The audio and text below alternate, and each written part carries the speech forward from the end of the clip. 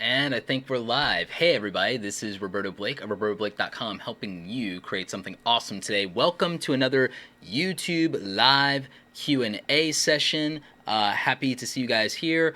We've got Super Chat running so that I see your comments. So that's going to be like up here somewhere, I guess wherever I'm pointing. So that's fun. Today we're going to be talking about how to grow a YouTube channel quote unquote fast in 2018. I'm going to tell you like my thoughts on that. Speed is a weird conversation. So fast is your mileage may vary. What is fast to you may not be fast to other people. But I'm going to tell you a practical approach. Spoiler alert. It's going to be a ridiculous amount of hard work that 99.9% of you don't want to do. So that's how you're going to grow fast in 2018. But it's going to focus less on tactics and hacks and more on a content strategy. So we're going to get into that today. I'm going to talk about some tools that can help you grow a YouTube channel. I'm going to talk to you a little bit about a tool that I recently put out. So that's going to be a lot of fun. Do me a favor, if you're watching this live, definitely make sure you're sharing it out on social. If you're watching the replay, you're going to want to stay tuned because we have a lot of different things we're going to cover here about growing a YouTube channel and strategy. We're going to get to some of the questions in the Q&A, and we're going to do a little bit of YouTube channel reviews. We're probably only going to hit 5 channels. I don't want this to be a 2-hour stream. I want this to be literally an hour and a half. Also, if you're doing Super Chat, Super Chats will have priority for potential channel reviews out of the ones that I pick to break down. They're going to be like quick little 5-minute reviews here, so I appreciate that. If you're getting value from the stream, Super Chats of any amount are always appreciated. In the times of YouTube, and we literally are in Adpocalypse 2.0, I encourage you, whenever you see an opportunity to support a YouTuber, whether it's buying their merch, whether it's doing Super Chat, whether it's donating to them on Patreon, support other creators, especially the smaller creators. They're probably having some of the hardest times with demonetization issues and flagging in the algorithm, but it is kind of affecting everybody differently. And so I just want you to keep that in mind. And I want to make sure that, again, we're looking out for those smaller creators. Speaking of which, make sure that after the stream you check out the video that I uploaded today. It's my response to the YouTube team and to one of my favorite YouTubers, Casey Neistat, about what YouTube can do to support the community and to highlight creators more. Please make sure you're watching that video. Please make sure you share that video. I want it to get more attention because I want YouTube to notice it, and I want them to listen to what we're saying, because I think there are some good ideas there, and you guys have been leaving ideas in the comments of that video on what YouTube can do better to feature the community, because right now they're promoting stuff like YouTube Red and YouTube TV, and that's great, and we want those things to win. We want them to be successful. We want the platform to grow, but we also want YouTube to highlight the thing that makes YouTube special: homegrown, original creators of all sizes and all niches and demographics. So we want them to highlight what being a YouTuber is a little bit more than just these streaming products that are competing with Netflix and television. So that's how we feel. That's how I feel. That's how Casey feels. That's how a lot of you in the community have told me you feel. So you'll definitely want to check that video out. And I'll queue up at some point in today's, what are we calling this? We're calling this a show, I guess. I'll queue up in today's show like that video that Casey did where he responded to my question about that and shared some of his feelings. So that'll come later in the show. First of all, what I want to do is I want to answer a few of your questions via Super Chat real quick around what you are thinking about, what you are worried about with growing a channel in 2018. So I'm going to look at the chat. I'm going to answer some of your questions. I'm going to tell you some of my content strategies for 2018 for everybody. And again, some of it's going to be really hard, but it's practical. And I'm also going to queue up some of these channel reviews. So let's take a look real quick. Let me do this screen sharing thing. You guys should be seeing an interesting interface now that I designed myself. Very proud of my Photoshop skills. So real quick, before we go to channel reviews, I want to answer some of your questions, and I want to talk about content strategy, because again, you have to have a content strategy, but not all of it's going to be predicated on views and subscribers. Some of it is going to be what your strategy is outside of YouTube. You'll notice that there are things that I do that are to reach the attention of brands or my business, or because I just want to, or because it serves the community, and that means that there's going to be a discrepancy between which things perform well. I literally know that if I talk about iPhones or Apple products, or if I criticize them, that I'm going to get like tons of views. And so I know what will get views on my channel, guys. I know what will do 1 million and 500,000 and so on and so forth over a period of time. I do know. But if I only do the videos that work out super well like this, it means that I can't do videos that you might need more that answer a specific question. So I kind of just take a hit on what I know performs, and I'm not saying you should or that you need to. I'm just going for a big picture kind of thing. And I do what I like. I do what is fun for me. And like business-wise, right now I'm really pushing public speaking, if you haven't noticed. I've been doing a crap ton of public speaking. So I think your channel has to be about your goals. And so I would almost ask you guys what your goals are in 2018 as a way to start the conversation around what's up with your channel and what are you trying to figure out in 2018. I see Nick Nimmin in the house. I see Shelly Saves the Day in the house. I see Dollar Dude. Appreciate you guys being here. I also see some of these super chats, and I'm going to go ahead and queue some of those up so that we can take a look at them in a little bit here. We're not going to start with that. We're going to do those a little bit later, but I am going to queue them up. And obviously, well, wait a minute. I've got some lag here. I've got some delay on the pop-up window. Okay, there we go. That's annoying. Come on, YouTube. Get your act together. Like, keep it together, YouTube. Stay focused. Stay focused, YouTube. Yeah, we'll talk a little bit about that. But yeah, I'm scrolling through you guys' stuff, and I apologize if there's like a lag or a delay there. I'm experiencing that on my end. But while I'm sorting all of that out, what I'll do is I'll like dive in a little bit to the channel strategy portion of things, and I'll tell you what I'm going to recommend as a more complex top line content strategy. And it's a little intense, but it's ridiculously practical what I'm about to tell you.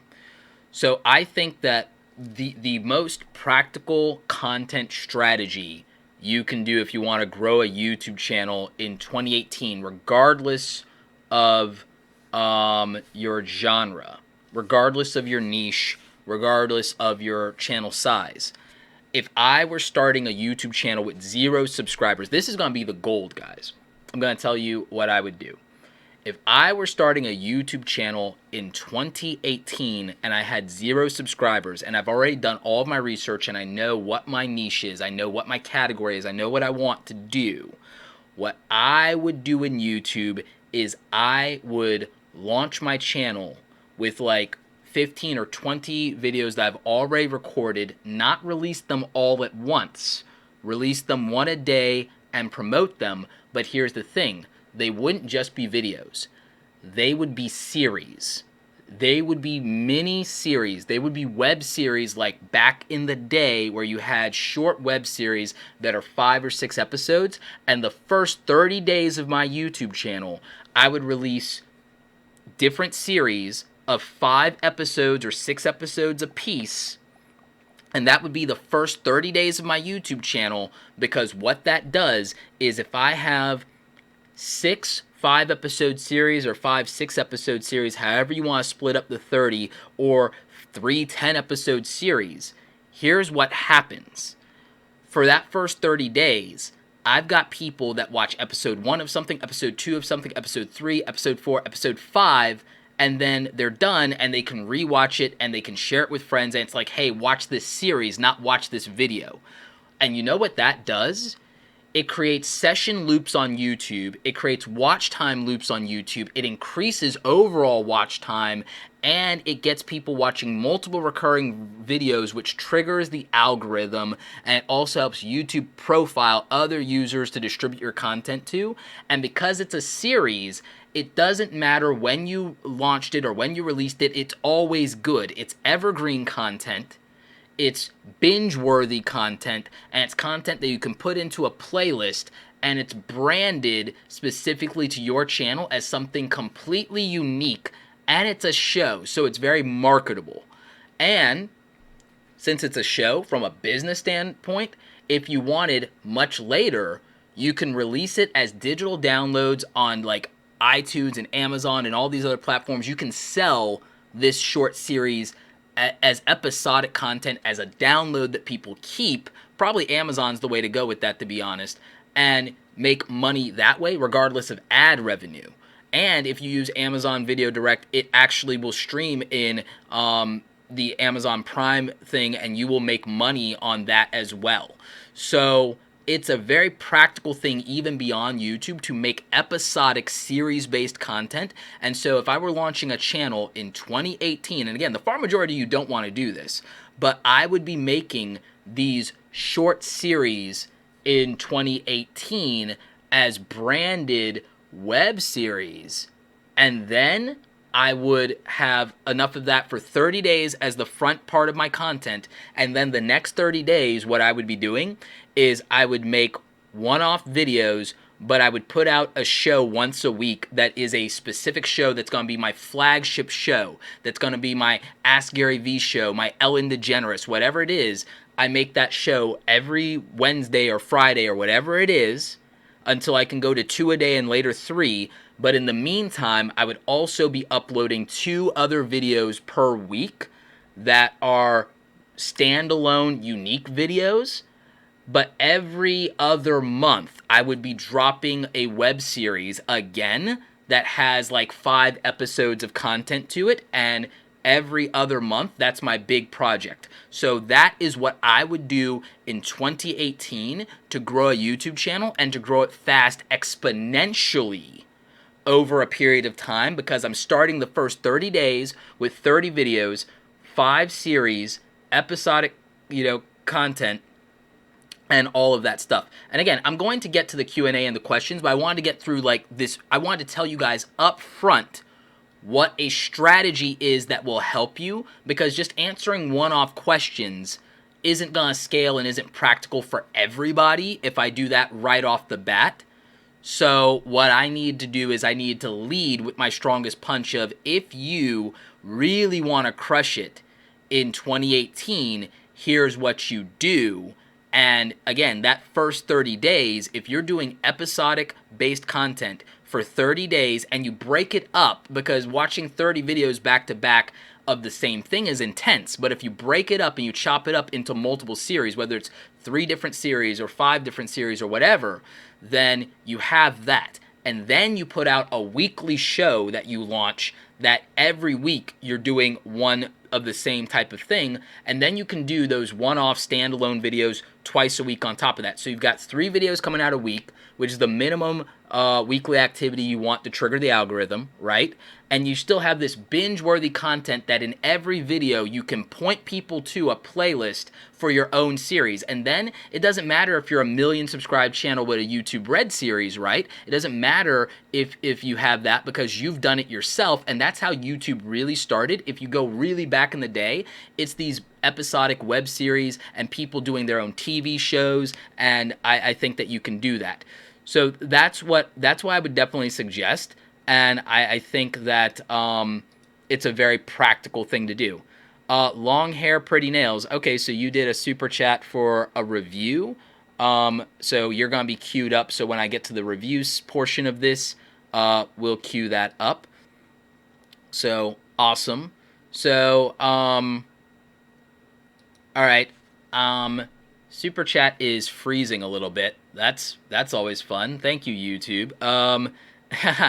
So, that's like what my big, wow, we got a big super chat. We got WGBS podcast. Yoink. Okay, you definitely earned a super chat, my friend. A super chat review. Thank you. And you've been super supported, dude. You've been like all over the place, like Twitter, Instagram. You're just like everywhere. So definitely going to do a channel review for you. Thank you so much. So like what I'm gonna do real quick is that's like my big top line strategy for you is to do these branded shows and series. So what I'm gonna do real quick is a quick pivot. I'm going to show you guys something that I've got going on. And while I have that going on, I'm going to read some of your comments here, and I'm going to answer some questions from Super Chat that I'm going to look at. But in the meantime, guys, make sure you're checking out awesomecreatoracademy.com. I have a lot of things there that help creators. One, it's how you can hire me for private one-on-one coaching if that's something you think will take your business or your YouTube channel or your podcast to the next level. So I'm definitely helping people with that. And I streamlined the process. It used to be more complicated to get a hold of me for that, but I just made it to where you can click and schedule and pay. If you want to join the mentoring group, we have a great group program of creative entrepreneurs. It's less YouTube focused, but we do talk about that. But this is more about personal branding and marketing and how to make money online. And we have a great group of people working together on that. Over in Awesome Creator Academy. So if you want to join the group program, there's that. And for you YouTubers out there, something that's YouTube focused, we have the YouTube Starter Kit. And I'm running a discount on this right now to the end of the year. If you type in the discount code that's in the description for FOR 50, as in for 50, then that will get you 50% off. But basically the way the YouTube Starter Kit works is that I put together some advanced templates both for thumbnails, end card screens, and channel artwork based on the top performing YouTube channels and trends. And this is just like samples so you can kind of see it. But I used my Photoshop skills. They're not generic templates. There's like about over 20 something assets in there right now. And it's over a $500 value.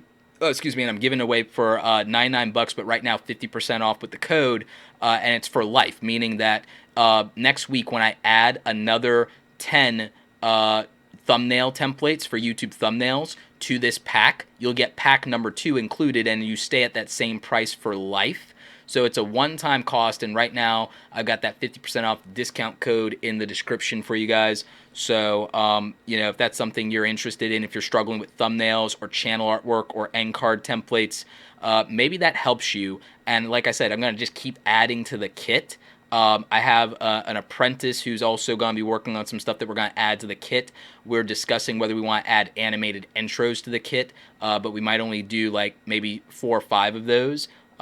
So, we'll just keep adding to it and you'll just keep getting more value indefinitely if that's something you're into. So, again, if you need it, it's there. If not, like, it may not be for you. It's not for everybody, but if I were not good at Photoshop, it probably would have helped. So, again, that's what's going on there.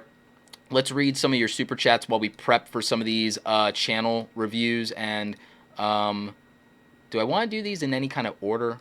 I think I'll do these in like a weird order. I think I'll end up starting with Audrey's just because we met at my talk on personal branding at Adobe headquarters for Creator Advocate. So I'll start with hers when I start the reviews. But what I want to do in the meantime, actually, here's what I'm going to do in the meantime. I'm going to read these super chats so I can pick some questions to answer. But in the meantime, I want to share part of a video from Casey Neistat's Q&A about the YouTube community because I think that will help a lot of you. So, without further ado, Casey Neistat. I didn't have that luxury when I started my career. By the way, this the tweet that I did for this Q&A has 4.9 thousand questions. So if I didn't get to you, I'm sorry. All right, last question comes from Roberto. Roberto, by the way, great YouTuber. You should all follow this guy. Hey Casey, it's Roberto. So my question for tomorrow's Q&A is if you could wave your hand and change 3 things about YouTube tomorrow, what would you change? Roberto, for me it comes down to kind of one thing, one gigantic change that I would love to see YouTube make. I would love to see YouTube put a lot more effort into publicly showing a much greater appreciation for the creator community. Meaning, during the World Series, I love seeing YouTube TV, which I'm rooting for, advertised on the World Series. So yeah, sometimes I see YouTube advertisements in magazines or in billboards and things like that, but they always seem to be for Red or for TV or other aspects of YouTube than the creator community. So since I'm a part of this community and I'm always rooting for this community, I would love to see YouTube just kind of publicly, loudly celebrate this community. The YouTube community is the greatest thing on planet Earth. I'd love to hear YouTube say that, because I think the YouTube community is the greatest thing on planet Earth, and I think a lot of the discontent that you hear YouTubers voicing is because it does kind of feel like we're often operating in a vacuum. Hey creators, we hear you and we appreciate you and we want you to succeed, and here's what we're doing to make that happen. Alright, that's it for today's Q&A. A, B, C, D, E, F, G. All right, so ladies and gentlemen, Casey Neistat. So yeah, I'm gonna answer some of the questions we got from here real quick. And some people are saying that I'm not loud enough. I think that's the limitation of what this this mic has going on, as close as I can get to it. So I mean, the only other way I can do it any better would be literally if I do this number and just do this, mic check, DJ, that kind of thing, which I might do just for this quick moment. But somebody just recently asked about specifically Facebook for creators and their initiative versus YouTube. And here's the thing: Facebook has almost zero experience with working with creators, whereas YouTube has been creator focused for the better part of a decade. Love them or hate them, and I think most of us love them but are frustrated. I feel that YouTube has figured out how to get a lot of things right that Facebook has had in closed beta for years and hasn't gotten right. Facebook hasn't gotten its video product up to the standard that creators need, and they've had forever. They've had Facebook video forever. Live is doing really well, but Facebook's culture is different than YouTube's culture, and I think that if Facebook ignores their culture and chases and pursues YouTube and tries to do, for lack of a better term, I think if Facebook tries to do YouTuber-y things instead of Facebook-y things, I think it's a mistake, and I think that they will misstep, and I think that they will lose. Chibi Gaming says, question, what do you consider average view duration? Average view duration is predicated entirely on your content type and your audience type.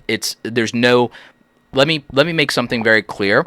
I want everybody to stop looking for normalcy. I want everyone to abandon this idea that there's a normal on YouTube or that there's a standard of what doing good is, and I want everyone to run their own race. And as fluffy as it sounds, here's the thing. And I'm just using this as a prop to make a point.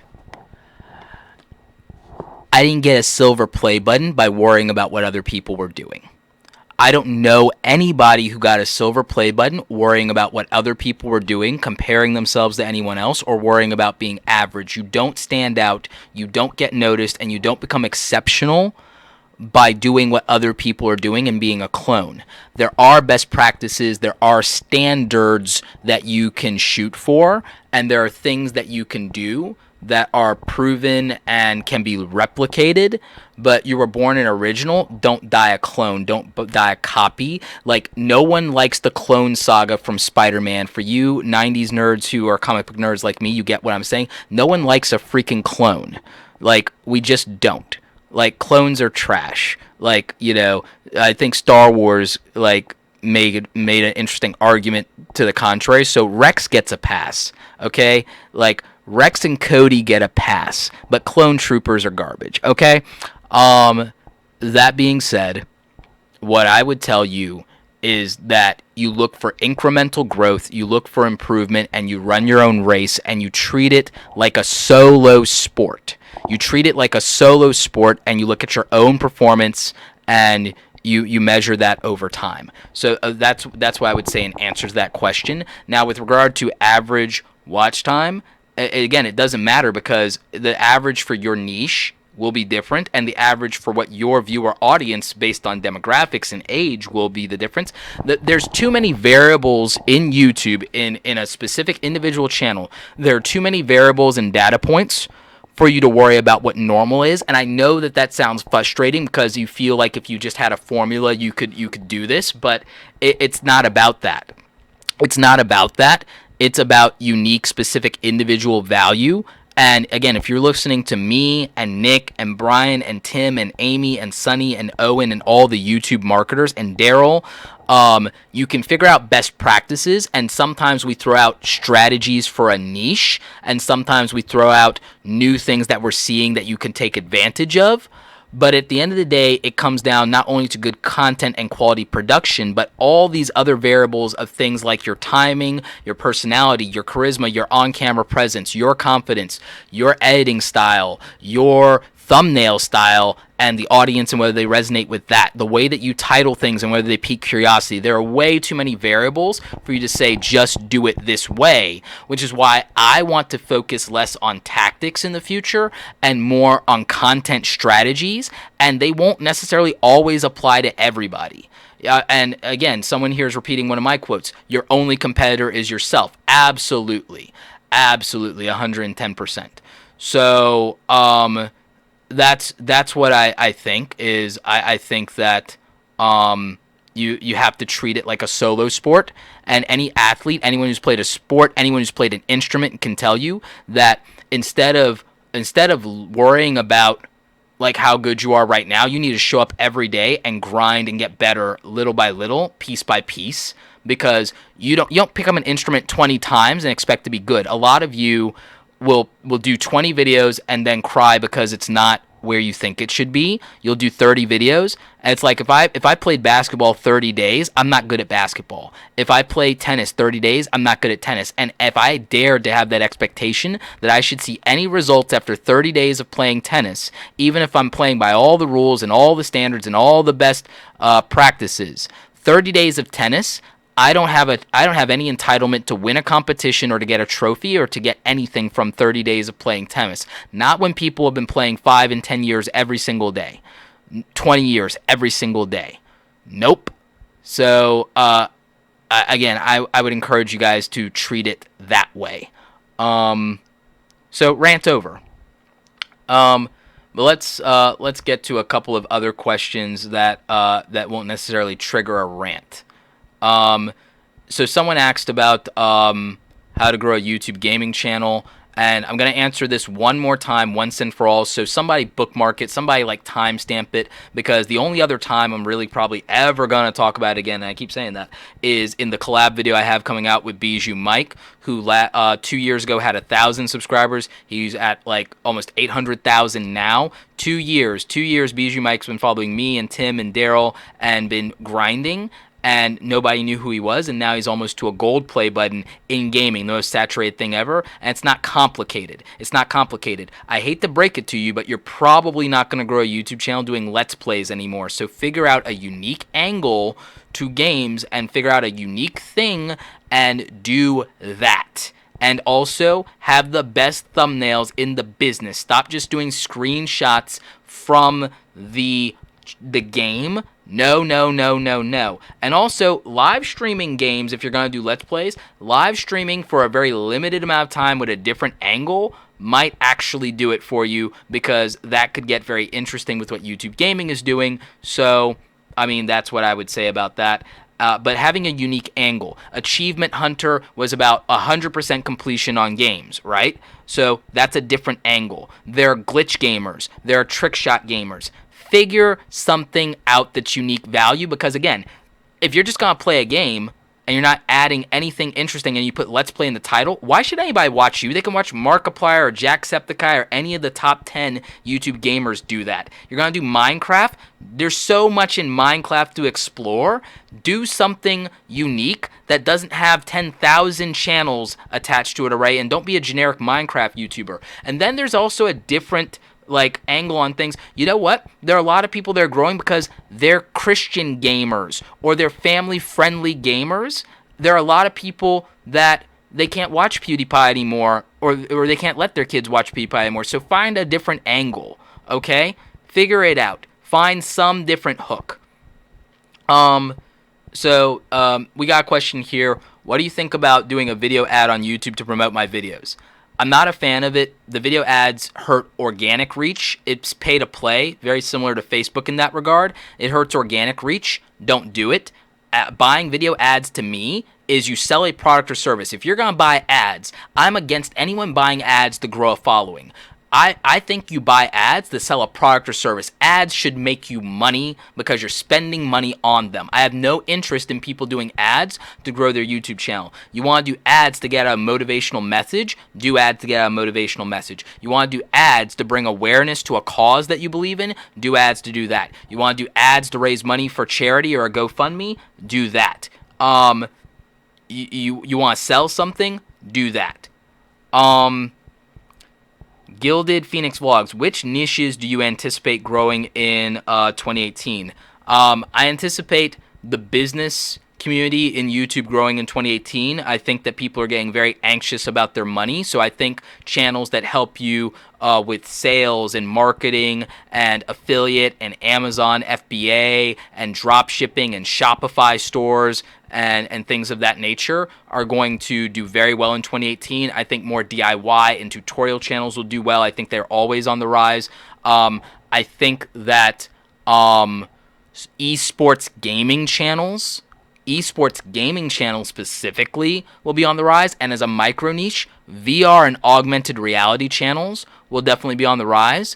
Very super niche specific tech channels will be on the rise. Original music channels that have high production values will definitely be there. And I also think you're going to see an explosion in 2018 of cooking channels that are focused on people with certain dietary and health issues that are niche specific. And by blow up, I don't mean 1 million subscribers. I don't even mean silver play button. I mean they're going to cash in and make real money. Because I don't care about play buttons. I think I'm unique in that regard. I think that I'm the only person left in this community who's done with subscriber counts and play buttons, and is like in a different mindset. But that's me. Alex Becker and Ty Lopez specifically run ads to promote their channels which sell products. Yeah, they have a business model of they're going to sell stuff. Look, I should run ads, and I probably will. I'm experimenting with a lot of things, and I want to see if it works. I should run ads, but here's the thing. Why should Roberto run ads and he's telling you not to run ads? Roberto should run ads because Roberto has Awesome Creator Academy. So Roberto should run ads and should sell stuff for Awesome Creator Academy. I should literally run YouTube ads and do a very polished video about the YouTube starter kit, and I should do that. But I'm going to wait 2 or 3 months and do that because the starter kit will have $1,000 of value in 2 to 3 months that I'm giving away for cheap. So that's when I'll run ads for that. But what I'd rather run ads on is I'd rather run ads on my speaker reel, like my YouTube speaker reel. With having me speak at events, that would be practical because then I'm hired by people. So using ads to grow a YouTube channel, I kind of don't believe in the running ads to grow a YouTube channel. I believe in running ads to sell anything that makes you money. If you have merch though, if you have merch for your channel, make a YouTube ad that sells your merch and make like a mini music video. Go to town. Go to everyday bro levels, and that would be huge. You know who's gonna crush it in 2018? And Dollar Dude is gonna crush it in 2018. If he puts in the work, I guarantee you that Dollar Dude crushes it in 2018 on YouTube. And Dollar Dude, here's what I'm gonna tell you to do. Make a show, dude. Make a weekly show. Make your version of Ask Gary V or whatever, or the Philip DeFranco show. Make a recurring show about making money and financial freedom, and you brand that, and also write a book. Write a book, even if it's an ebook that's about financial freedom, And Dollar Dude, I'm telling you, you're going to crush it on YouTube if you go to 3 to 5 videos a week. And you also do a show, even if your show is only twice a week, and you reverse engineer what Gary Vee did just 3 years ago, you will destroy. Like, you will do amazing. You will, like, I'm telling you, like, that's real. So I think if anybody on this stream right now crushes it in 2018, my money's on Dollar Dude. It's in the name, okay? So that's legit. Are you against running ads to grow a Facebook page as well? To grow it, yes. To sell, no. If your Facebook page sells stuff, then by all means. Look, here's my stance on running ads for everybody asking. If you're going to run ads and you're going to spend money, if you're going to spend $1,000 a month in ad and marketing revenue, if you're going to allocate that as your marketing budget, it should do $5,000 to $10,000 in revenue, or have the potential to do that. It should have the potential to do that. So that's my answer to it. My answer is, if you're going to spend $50 in Facebook ads, you should be selling a $50 to $100 product with those Facebook ads. Minimum. If you're going to spend $500 in Facebook ads, you should have targeted and you should be selling a product that is $100 to $500, so that's easy to get return on that investment. If it takes more than 10 sales for you to get ROI on an ad, you're probably doing it wrong. That's my opinion on it. That's my conservative approach to it, right? So I believe that if you're going to do ad spending, to be extraordinarily ruthless and fiscally conservative when you start, and when you refine it, you scale it then once you have proof that it can get the return. So that's what I would definitely say about that. Where are we on timing? We're up to almost 40 minutes. Okay, cool. So that's my answer for those of you with regard to the ad spending part. So let's see. Yep, a book. Yep, a book would definitely do it. Yeah, I'm not ignoring anyone. I've got like a crazy amount of comments, and we still have to get to the channel reviews, which we will definitely do. And in fact, we've got another one here, Caroline's Creations Handmade. So that's probably a crafting channel, so I'm actually kind of into that. I did a lot of I'm still into creativity, absolutely 110%. It's what I'm all about, but I was very hands-on. I used to do woodworking when I was a kid. I used to do a lot of stuff in Boy Scouts that involved handcrafts and tools and things of that nature. I'm much more on the tech side of that now. I'm building computers and things of that nature, but I was really into that stuff as a kid, and I might get back into it again, to be honest. So let's see. Oh, thank you, Dollar Dude, for the $10 in Super Chat. Really appreciate you. Do you do podcast interviews? Who do I contact? Trish, reach out to me in DMs in Twitter or email me through my website. I do podcast interviews. If anybody has a podcast and they want to have me on, then a definite way to do that is to reach out to me in DMs in Twitter. So definitely do that. Let's see. What kind of content do you think is going to drop in popularity in 2018, do you think? That's a good question.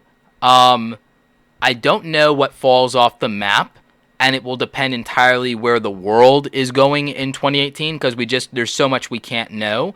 The market trends that I see on growth trajectory as far as doing well are based on things I'm observing happening in culture right now. The reason I can tell you that channels that are more business development and about making money is at the beginning of every year, everybody's about making more money, and everyone entertains the idea of becoming an entrepreneur, right? Everybody has aspirations of making more money, and that's a big goal for everybody when New Year's hits. Also, they have to make up the difference of all the money they spent over the holidays.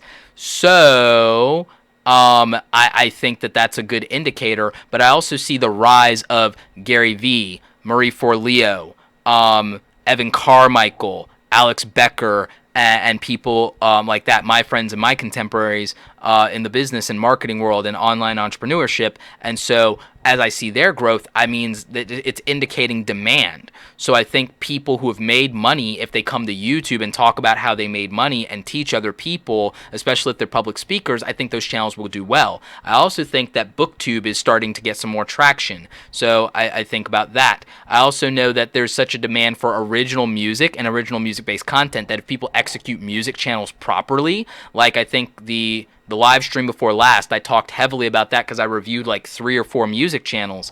I think that music channels will grow and blow up because people want something different. And I think that's in demand. VR and augmented reality are happening. People are spending big money on it. So I think that there's a big growth there to be had in YouTube. And I think it won't, I don't think it will be limited to... I don't think it'll be limited by the fact that a bunch of people may not watch it, but the passion behind that community, it will carve out its own corner of the internet. I really believe that augmented reality and VR channels will carve out their own spot in the internet, and I believe the same thing for I believe the same thing for esports. So that's where I'm going with my predictions on that. So again, I think the direction is shifting. And I think there are creative ways to approach things like BookTube. I think that there are so many creative ways to approach things like BookTube. So I think that people could really break out there if they just start thinking a little differently about it, and if they take unique approaches to it. So those are some of my predictions for that. Real quickly before I go into the Super Chat reviews, and let me just put the mic down because my hand's getting tired, and I'll just like try and speak up as much as possible. So I'll just like try not to yell, by the way. But what I'm thinking with regard to channel growth is, earlier I brought up the content strategy of doing series. Like if I brought up the content around doing series. And the reason that I brought up doing series and doing shows, and I keep hammering this idea of do a show, do a show, do a show, is that shows are episodic community-based content, and we know that that works because of television. You can reverse engineer that, and we also know that it works because, I mean, we've seen it with Gary Vaynerchuk, we've seen it with other people, we've seen it with Philip DeFranco. Shows work, and they create watch time, heavily watch time, and loops. And if you have a series that's episode 1 through 5, that's easy. I can get through 1 through 5 on lunch, or I can get through 1 through 5 on a weekend, and I'll share it with friends. I mean, we binge watch. When shows drop on Netflix, we watch the entire season in a weekend. So I think that there's a way and an approach to do that. So that's why I think I think that that's a direction that people should go in. I think that that's something people should think about.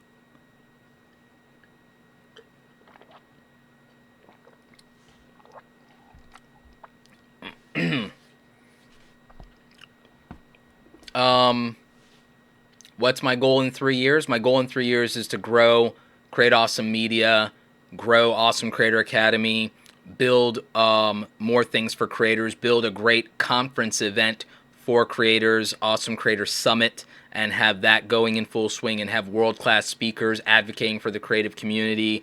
That's something I definitely want to do.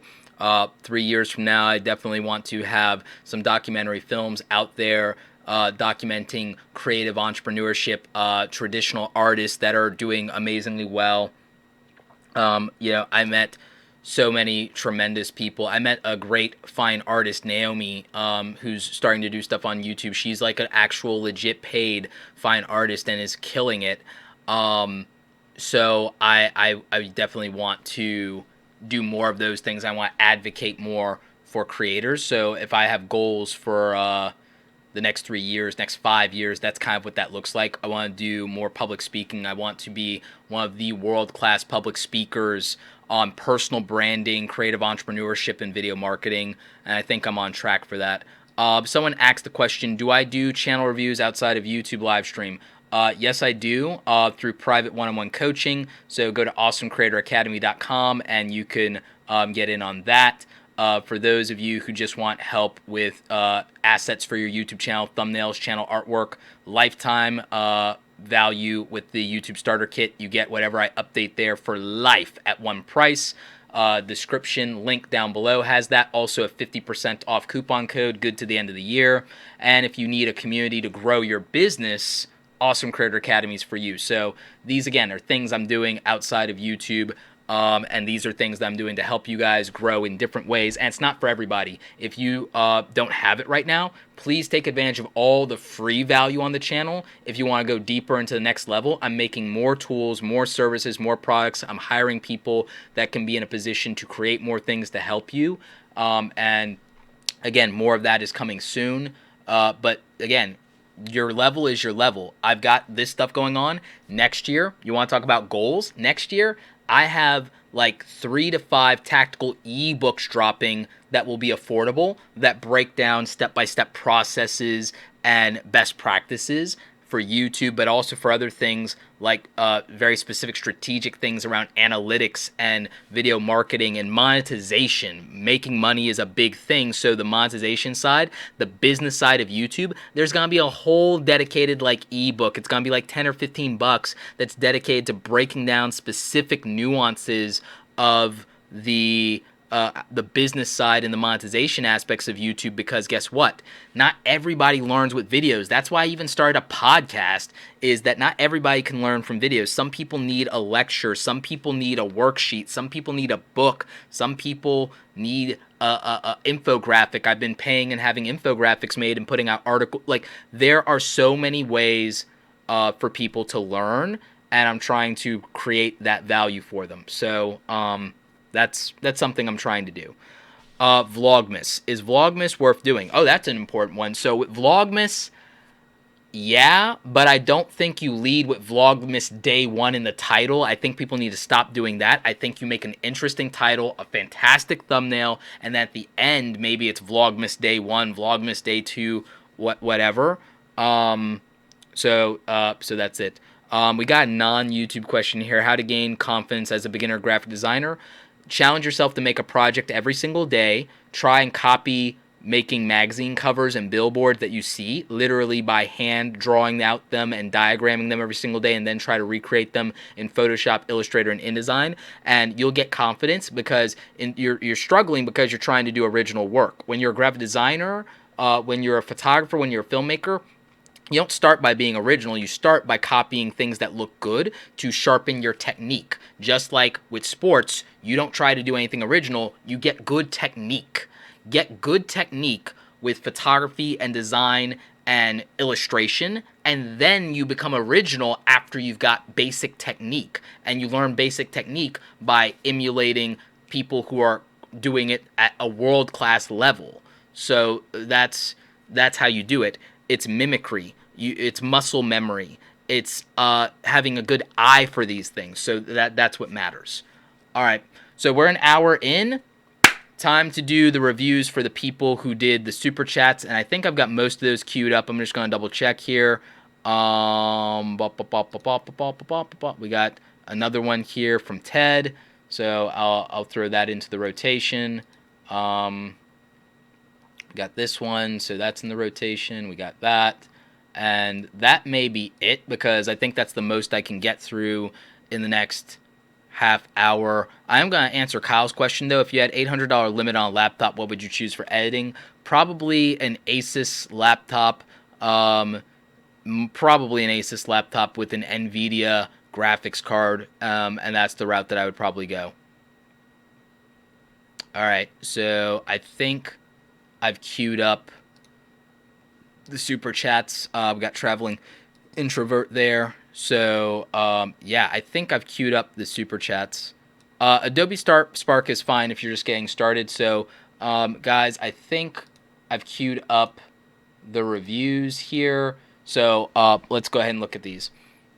So, Audrey Seda, first thing I'm thinking is you gotta do something about your channel artwork. The basis of it is cool, and I like the life's an adventure. I probably would have went with white text against that background, but I also, the background needs to go end to end. I think that this thumbnail might have been for like super old like YouTube, like back in the day, as far as the channel artwork.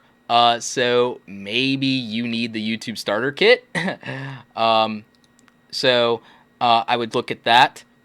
Let's see here. Thumbnails are okay, but let's take a look here. The thumbnails are okay, but they lack a consistent style. Like, lacking a consistent style with your thumbnails is not good, because we can't tell that it's your thing, and so that means if we see it in our feed, that doesn't get our attention. So you need some consistent element to your thumbnails. The thumbnails themselves are not bad, and you're not bad at them, but the lack of consistency is itself a problem. And also, you're styling your channel as life's an adventure, but what does that mean? I don't know what the value proposition of your channel is. You say in your about that it's tech on a budget, travel on a budget, and life with Audrey. So we talked about channel strategy for you when we met at the Creator Advocate Workshop, when I did my thing on personal branding. And so what I would say is you need some focused playlist, because right now you don't have enough focus on the channel, and that makes it hard to grow because of a lack of consistency. Consistency is the foundation of growth. So I need to see some consistent travel videos. I need to see some consistent tech on a budget videos. And I need those playlists to be highlighted on your channel more than some of the things that seem a little bit more random. So there is that. So that would be my advice, is overall better channel artwork, and in the channel artwork, make what the value proposition of the channel is clear. What's this channel about? What am I tuning in for? What am I getting? And am I getting it every week? Do I know? I don't know. When I come to the channel, I have no idea what to expect on a regular basis. And for everybody, I would say, not just for you, for everybody, that is one of the core problems I see in YouTube. So hope that helps. Long hair, pretty nails, says exactly what it is. Okay, so I like your profile pic, and it tells me that, okay, you're a beauty guru, you're attractive, and you got long hair. So good to go.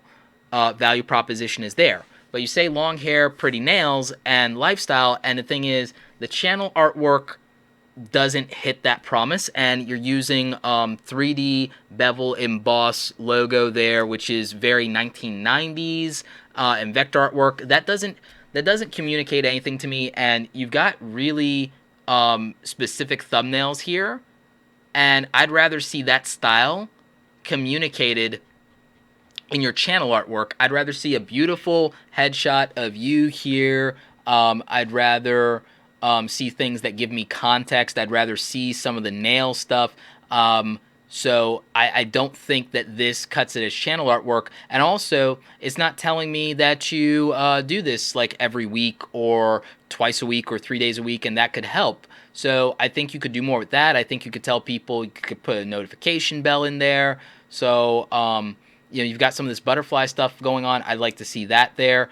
Now, what you do have is you have a fairly consistent thumbnail style, but it's not spot on yet, and it's not super defined. I want to see what the best performing videos are on your channel. So the best performing videos, you even have something from 6 months ago. So this is clearly working. Do more of this, because you got like 6 months ago, and you almost got up to 1 million views racked up on that, compared to your biggest video prior to being from a year ago, 2 years ago, etc. So like, find a way to do more stuff like this and do more thumbnails like this if this is what is working. I want more consistency in your fonts. If you're going to put fonts into a thumbnail instead of just a photo, whereas there's no evidence that you even need the text, because the photo is selling it for you on your best videos most of the time, but you need a consistent text style and probably a consistent color scheme. And that will do better for you. But it looks like really the stuff that is photo based, it looks like if you're going to do stuff that's hair related, you use text. But if it's going to be nails, maybe focus on photos. So as a strategy, I would do that. And so yeah, looking at your top performing stuff, that's the direction I would go. And I think that will do better for your channel. And so I think that would matter. But you're doing well overall. I mean, you didn't get to 45,000 subscribers by accident. But I think that if you focus on good photography, and if you're going to do stuff that involves hair or your face on camera or whatever, don't just pick a frame and don't just shoot against a white backdrop. Do like staged photo shoots for those type of thumbnails. Let's look at some of your recents, because this is just your best performing. Let's look at your recents. If you're going to have your face in it, like, and like vlogs, like, don't necessarily style them as vlogs. If you're going to do vlogs, all of you, if you're going to do vlogs, stop putting vlog in the title and make a show and call that your vlog. Make a show and call it your vlog. I have creative thoughts, and that's now specific to me. It's not, oh, let's watch Roberto Blake's vlog, or oh, here's another vlog. It's, oh, I want to tune into creative thoughts. It's a show. It's not an accident. Like, I'm only 25 episodes in, but it's 25 episodes of a show. So make it a show. Like, that's my angle for that on you. I'm going to keep hammering down this idea of making a show until it sticks, until I see all of you making your own bloody Truman Show, because that's the answer. Make the Truman Show. That's your answer. If you're going to vlog your life, make it a show. Make it a show. Look, what if it was first-person perspective, Boy Meets World, The Wonder Years. If it was documentary or first-person perspective, it's a slice of life vlog. Real talk. Just, if you're going to make your life a show by vlogging, brand it as a show and make it unique and give it its own title, its own intro sequence. Make it a show. Make it a show. That's the answer. All right. So we got WGBS. I have no idea what that stands for. Weapons grade. Okay. Gotcha. Very clever. Very tongue-in-cheek. Bordering on not safe for work, but kudos. What you doing right? I love this channel artwork. I love it. This channel artwork does everything right. Literally. One, you're taking advantage of the wide full screen like YouTube thing, which is where it's at right now. So, I mean, look at that. That's legit. Monday, Wednesday, Thursday, Friday, 8 to 10 p.m. Eastern Standard Time. Same bat time, same bat channel. I know what to expect. My expectations are now managed. Creator reviews and social commentary. Beautiful. Love it. I have context. I know exactly what I'm getting. Subscribe, because I now know what I'm getting. And I could do notifications or not, because Monday, Wednesday, Thursday, Friday, 8 to 10 p.m. Not saying notifications because I'll watch the replays, because that time is reserved for CWTV, the best TV on cable television. Hashtag not sponsored. But no, I'm watching Supergirl, The Flash, and Arrow. So yeah, I that's my time. So let's take a look here at thumbnails, because you got channel artwork right. Let's see if you are maintaining that on thumbnails. Thumbnails are on point, my friend. If you're gonna do the stuff that's more of the culture and race stuff, I would still go with better thumbnails, my friends, because red isn't cutting it. Red gets attention. I know. Blood, passion, marketing, blah blah blah blah blah. It's like we're tired of seeing red. It, like, when you throw all this red, it has no real contrast and it makes no impact. Red has to contrast something. From now on, new rule. None of you are allowed to use red in your thumbnails ever again. New rule. Until you figure out how to use it properly, none of you are allowed to use red in your thumbnails ever again unless it's a logo. Ever. Period. I'm not even joking. Red is off limits to all of you from now on in your thumbnails. Because it doesn't work. It's a cheap trick. it doesn't work in context, and you guys don't have the graphic design chops because you only watch my YouTuber tips videos and you don't watch the graphic design videos that I've done 160 of on the channel that would actually teach you the rules of typography. And the only way I'm going to get any of you to understand typography and color theory is apparently I'm going to have to cheat. I'm going to have to put YouTube in the title, and then you'll actually click it and learn how to do this properly. So I'm going to help you. As much as I despise the idea of doing that, and I would rather just force you to watch a video that is not YouTube related, I'm going to hack YouTube into the title for some graphic design stuff to teach you guys real color theory and real typography chops and positioning and layout and contrast, because apparently no one will learn any other way unless I put YouTube in the title. Rant over. So there's that. So are we good? All of you are banned from using red in your thumbnails until I say so.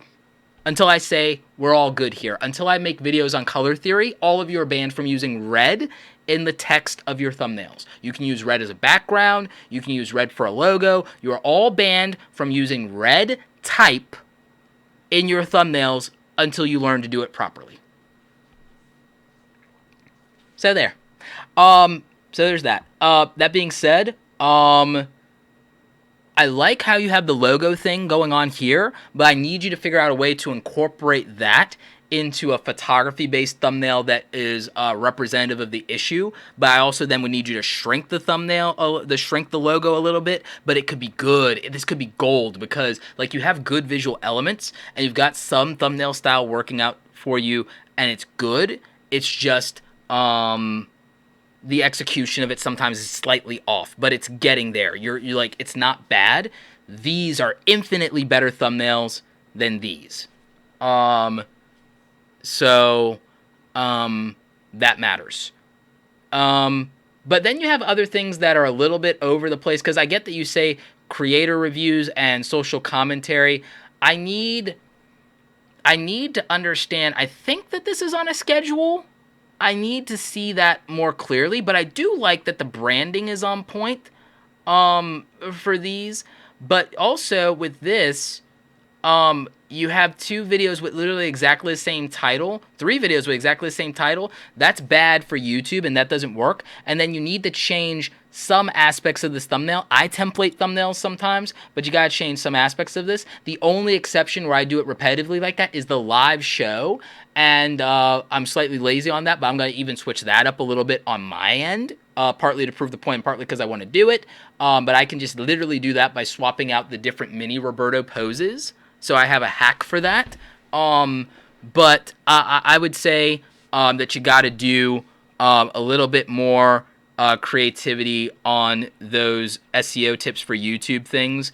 Also, I would go with the live channel review. The SEO tips thing, and I'm not razzing you if I check, and if your tags are not good or they're not ranking, it hurts the credibility of that, so maybe hold off on that. You got a couple of them ranking in TubeBuddy, so again, I'm not busting your chops, I'm just like critiquing it, is that you got to have some kind of social proof if you're going to do a tips video on something. So that's what I would say on that.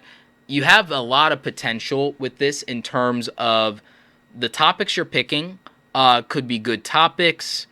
You might have to do videos that might be more the headlines or the news, not unlike Philip DeFranco, but the difference is, I would say if you take the headlines and the news that Philip DeFranco or the Young Turks or people of that nature, whoever's covering news on YouTube these days, if you go with the same headlines, but instead you focus on individual stories and you dedicate either an entire podcast to 1 or 2 or 3 stories, or a short episode to stories.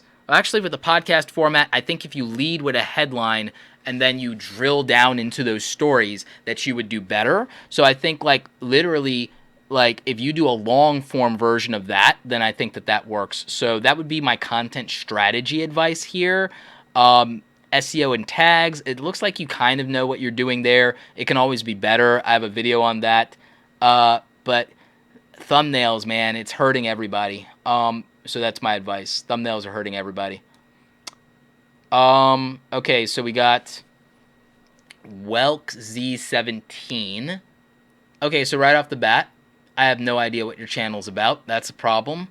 I'm assuming PlayStation-related stuff, but channel artwork, my friend, channel artwork is not your friend here, and it gives me no context. I have no idea that this is a gaming channel. I have no idea what games you play. I have no idea what's going on. I don't know why I'm here. I don't know what to expect.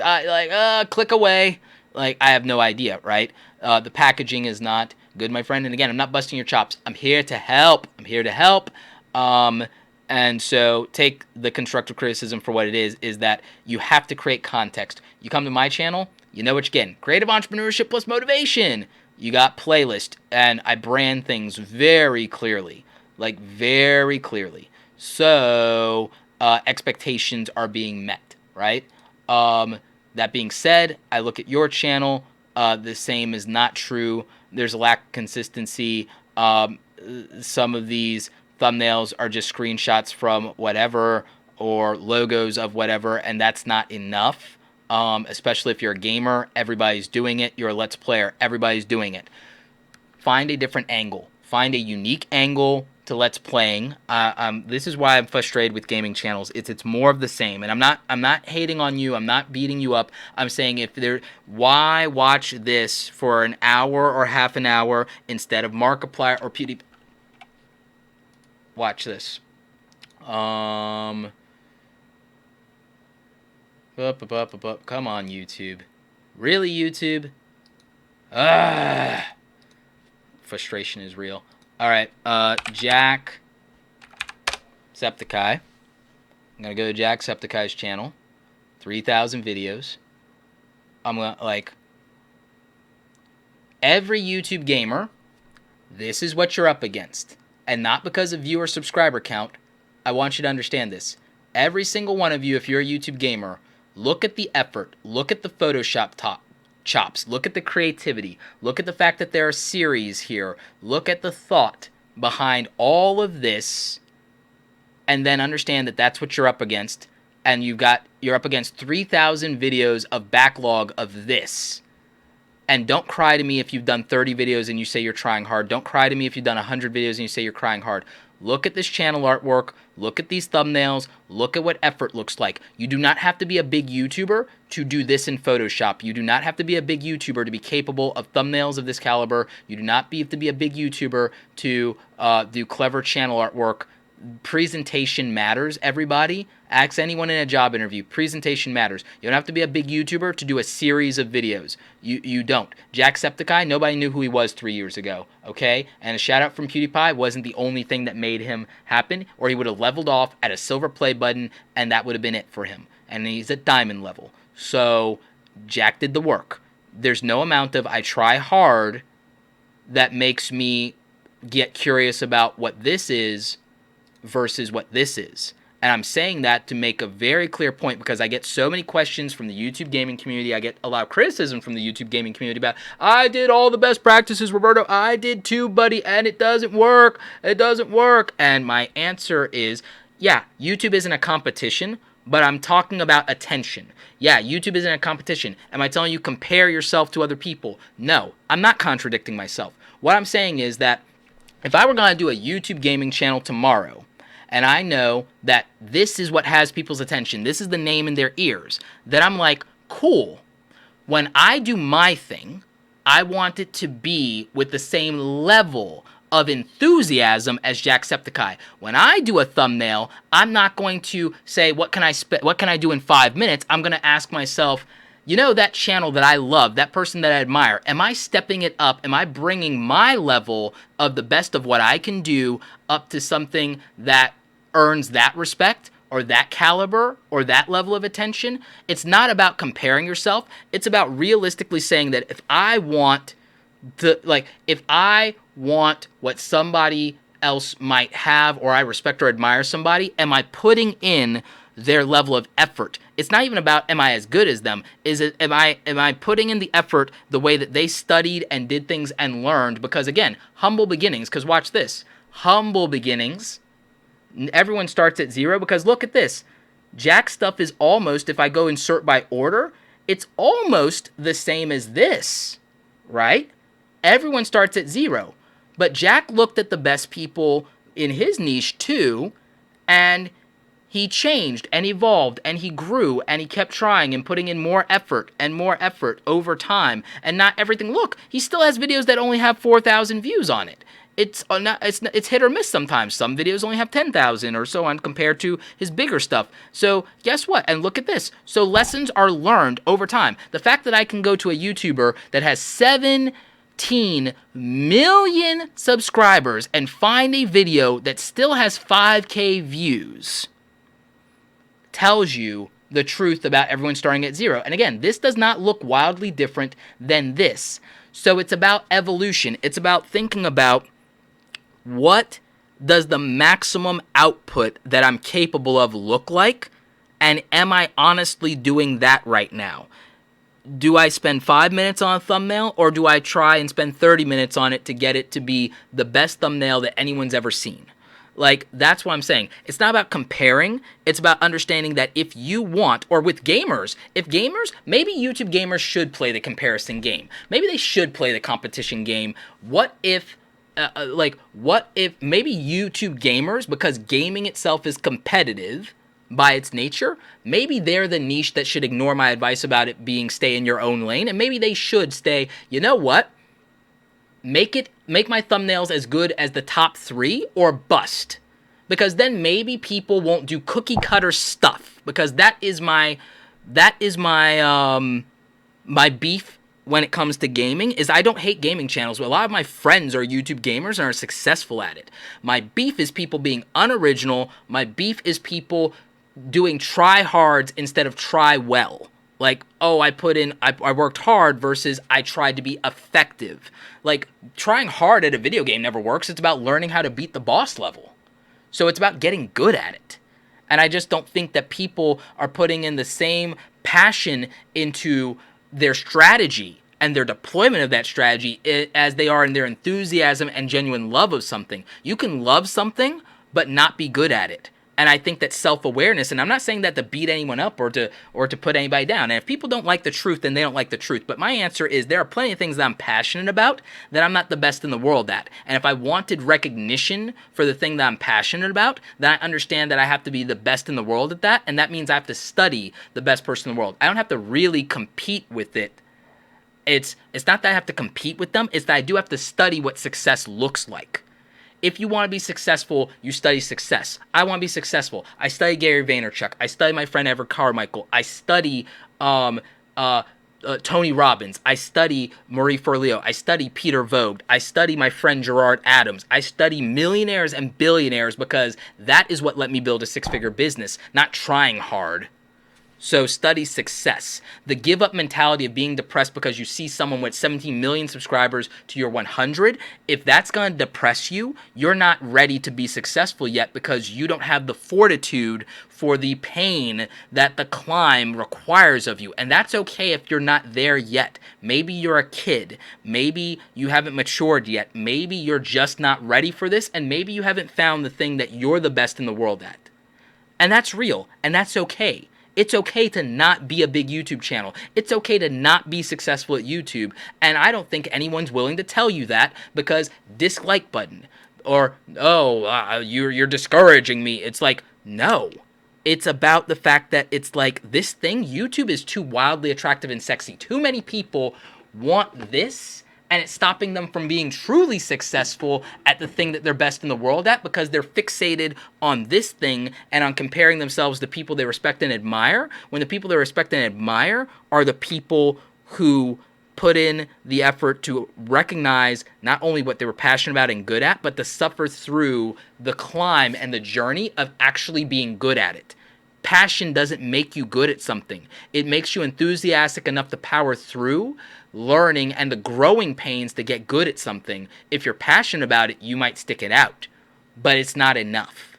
And I don't think people are willing to tell you that. I don't think people are willing to tell you how hard it is and how little the success rate of people actually is. So, I mean, that's just the truth. That's just the truth. Wow, that was draining. Brazy Maddox says, Roberto, review Rice Gum's channel and tell me how he made it. Brazy Maddox, he made it by pandering to the lowest common denominator. 14-year-olds on YouTube. You don't like it? That's the truth. Whatever. Rice, kudos to you. You're a YouTube millionaire. Awesome. You know who else has a lot of money that I'm not a super fan of? Howard Stern. Not a big fan of him. There's a lot of reality TV people with a lot of money. Not fan of them. There are a lot of douchebag actors like the kids from Jersey Shore. Not necessarily fans of them, except Pauly. DJ Pauly. But real talk. Rice Gum roasted kids, cringy kids on the internet. He was starting to try to be a YouTube gamer. That didn't pan out. He pivoted. He found something that worked for him. And what worked for him was something being controversial and being a polarizing figure. But at the same time, here's the reality. Depending on where he goes, it turns into a problem. Depending on where he goes, it turns into a circus. He's had people try to break into his house. So if you want YouTube fame so desperately that you're willing to make your entire life a circus and be problematic in that way, if you're willing to have people talk trash about you on the internet for the rest of your life, if you're willing for the rest of your life, for your adult life, to be that kid who made his money by talking smack on the internet or by showing and flashing off his cash and flexing on people and things of that nature, like a lot of the new young up-and-comers are, if that's who you want to be, then that's your journey. I'm not really going to facilitate as much of that as little as I can, and I'm not going to encourage that because I don't know that that's the right thing. But it's not without its consequences. It's not without its problems. And if that's what you want to do, if you want it so badly, go for it. But understand that there's a price to be paid for that. And the price for that might be, if people tell the story about how you became successful, you might not like how that story is painted.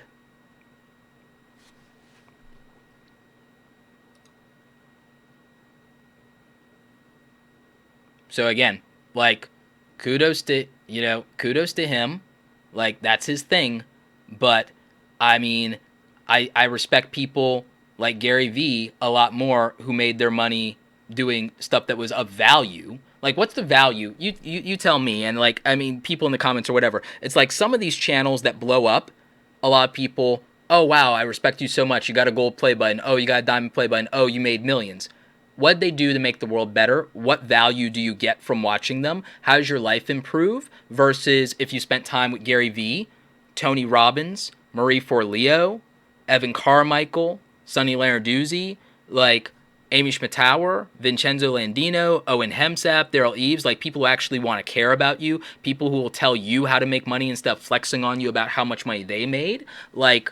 What's the value proposition? But because that's why you can win if you want to pander to the lowest common denominator, because 14-year-olds and 12-year-olds don't care about that. And they're a very big population here on YouTube. So you want to be successful on YouTube in 18? You want to grow fast? Fine. Find the cringiest thing you can do to pander to 14-year-olds and be successful on YouTube. And then, then try and tell me and pretend that you're a real business person. Okay? Jake Paul probably being an exception there, but whole nother rant. So, Reviewee Mick Review Face. Clever name. That's smart. Channel artwork needs a massive amount of help, my friend.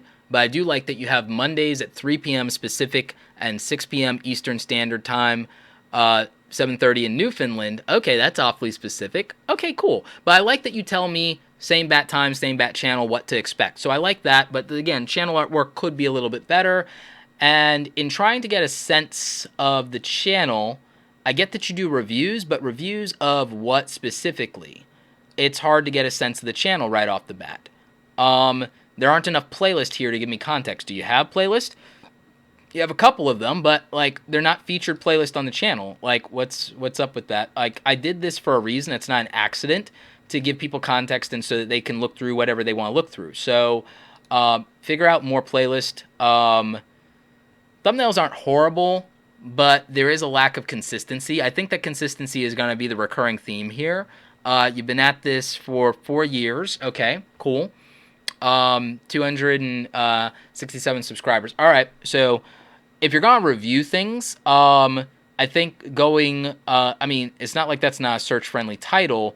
This thumbnail, there's some good things to it, but there's a lot of clutter going on in the background, so I would have rather you Photoshopped yourself out of the background and put some colored background there so that it's easier to read, because the text is easy to read, but this gets confusing.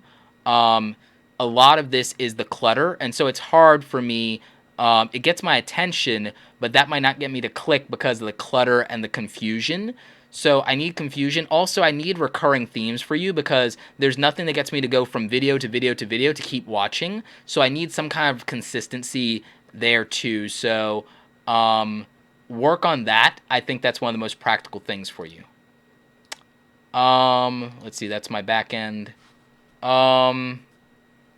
Designer, creator, entrepreneur. Love this channel artwork. Very smart. 1,000 subscribers. Cool. You must be a fan of Chris Do in the future, because your thumbnail game reminds me of that very much, but in a good way. It's flattering, and it works for you, and I love what you're doing here with Gradients. I think you have to be watching my friends Charlie Marie and my friends Chris Do. I like this. Like, okay, so you're a graphic designer. You don't need help on thumbnails, clearly. So that's real. Ted, I kind of almost want to get a sense of what's the goal of your channel. I imagine it's to get clients, and I imagine it's to become a subject matter expert and to put yourself out there. You're 15 years old? You're talented. Jesus. Ted, your YouTube channel review is simple. Keep doing this. Keep doing this, and you're only 15? Ted, like, I don't know, like, I mean, I guess, like, I look at this and I look at your production values. Oh, your production values are good. Ah, crap, I want to give up on life now. If I was doing what you were doing at 15, if YouTube was around when I was 15, I'd be a freaking millionaire, because I had the discipline. I would have destroyed most of these kids, most of these Viners. Like, I mean, real talk, if YouTube existed 15 years ago when I was 15 right now, guys, I'd be a freaking millionaire, maybe a billionaire. Like, I would have leveraged the hell out of it. I would be the greatest of all time. I'm not even joking about that.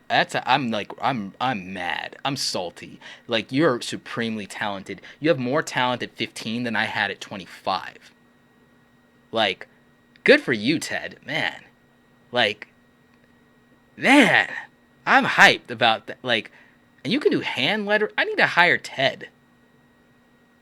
Like, see, this is why Ted's going to be successful, is because Ted's going to get hired by, like, one of the biggest firms by the time he gets out of high school. He can skip college if he wants, because, like, he'll have a body of work and a portfolio. He'll have cred on YouTube. Like, I'm subscribing. I'm putting on notifications. Like, Ted's going to crush it, because Ted can create real value. Ted's going to have a t-shirt line. Ted's going to be doing the artwork and the hand lettering and the t-shirts for the next round of big YouTubers, and he's gonna be doing, like, the designs for all their merch, and everyone's gonna, like, give him crap about his subscriber count, and he's gonna be cashing, like, ridiculous checks, like, or whatever, because, like, Ted, when you're 18, come work for me.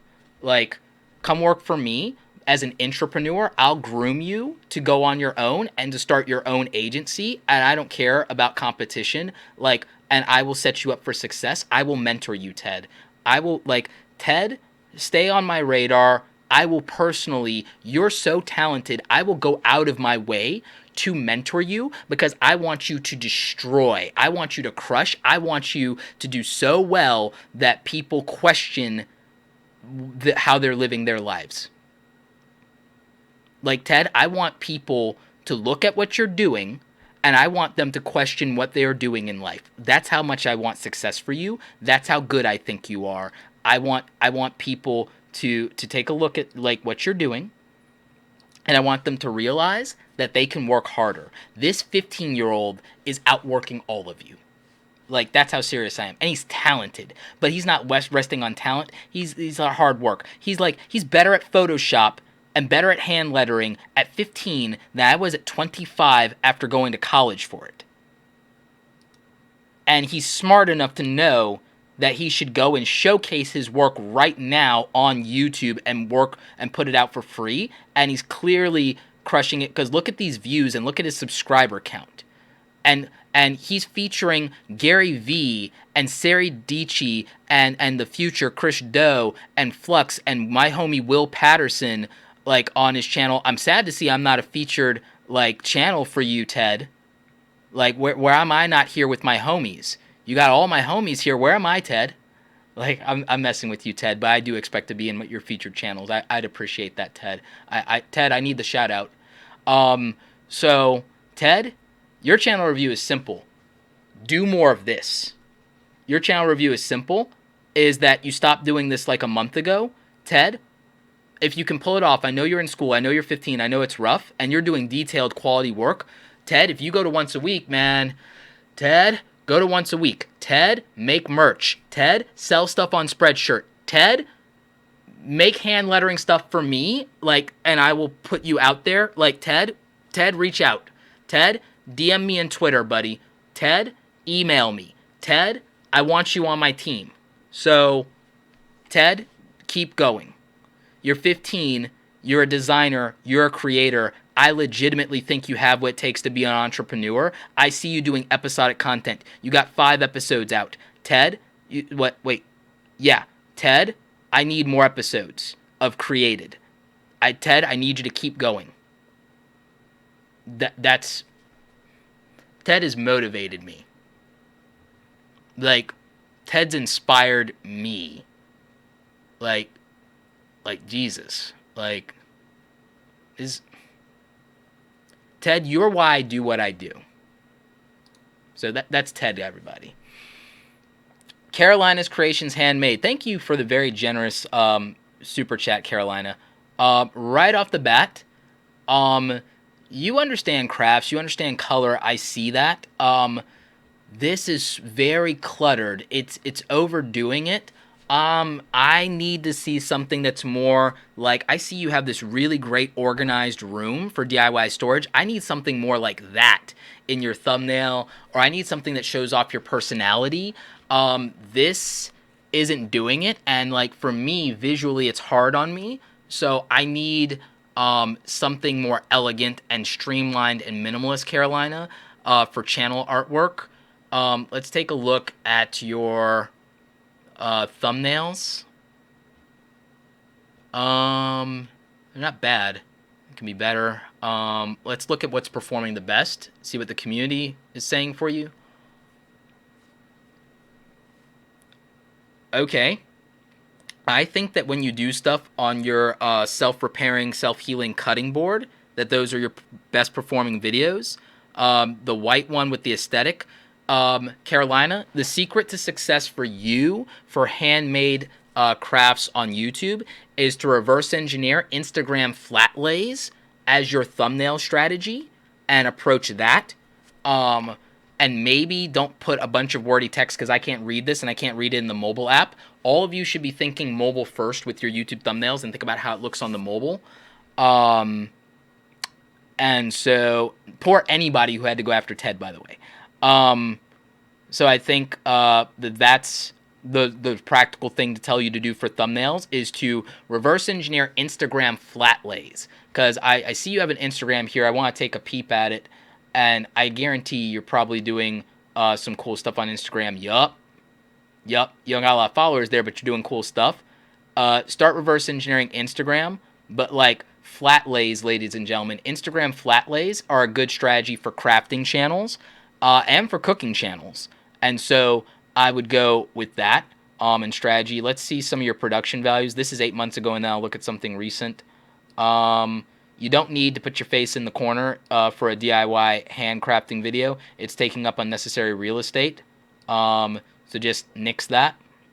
So let's go to a more recent video. Oh man, we're an hour and a half already. Ugh. DIY. Okay, yep. You can stop putting the headshot in the corner.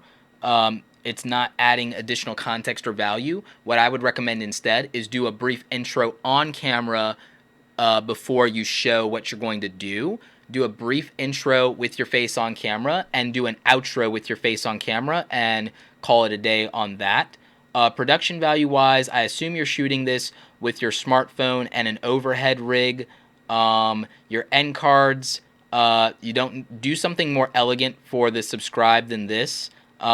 Maybe I'm going to make some individual graphics like subscribe buttons and stuff and add that to the YouTube starter pack. So I think something I'll make and add this weekend to the YouTube starter kit is some standalone graphics for subscribes and notifications that you guys can use. Because I think that that'll be practical. Remember, there's a link in the description below for the YouTube Starter Kit, and there's a 50% off discount code. That discount goes to the end of the year, and this is a one-time, lifetime access. So every time I add new Photoshop stuff to the YouTube Starter Kit, you'll be able to get that.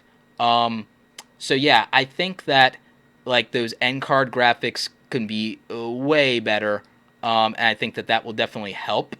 And again, I gave you a good thesis for your thumbnail strategy and also for improving your production values. Content strategy wise, I think you're fine. And I think like DIY and crafting is very straightforward. So I don't think you need my help on content strategy. I think you should just do what you like doing with that.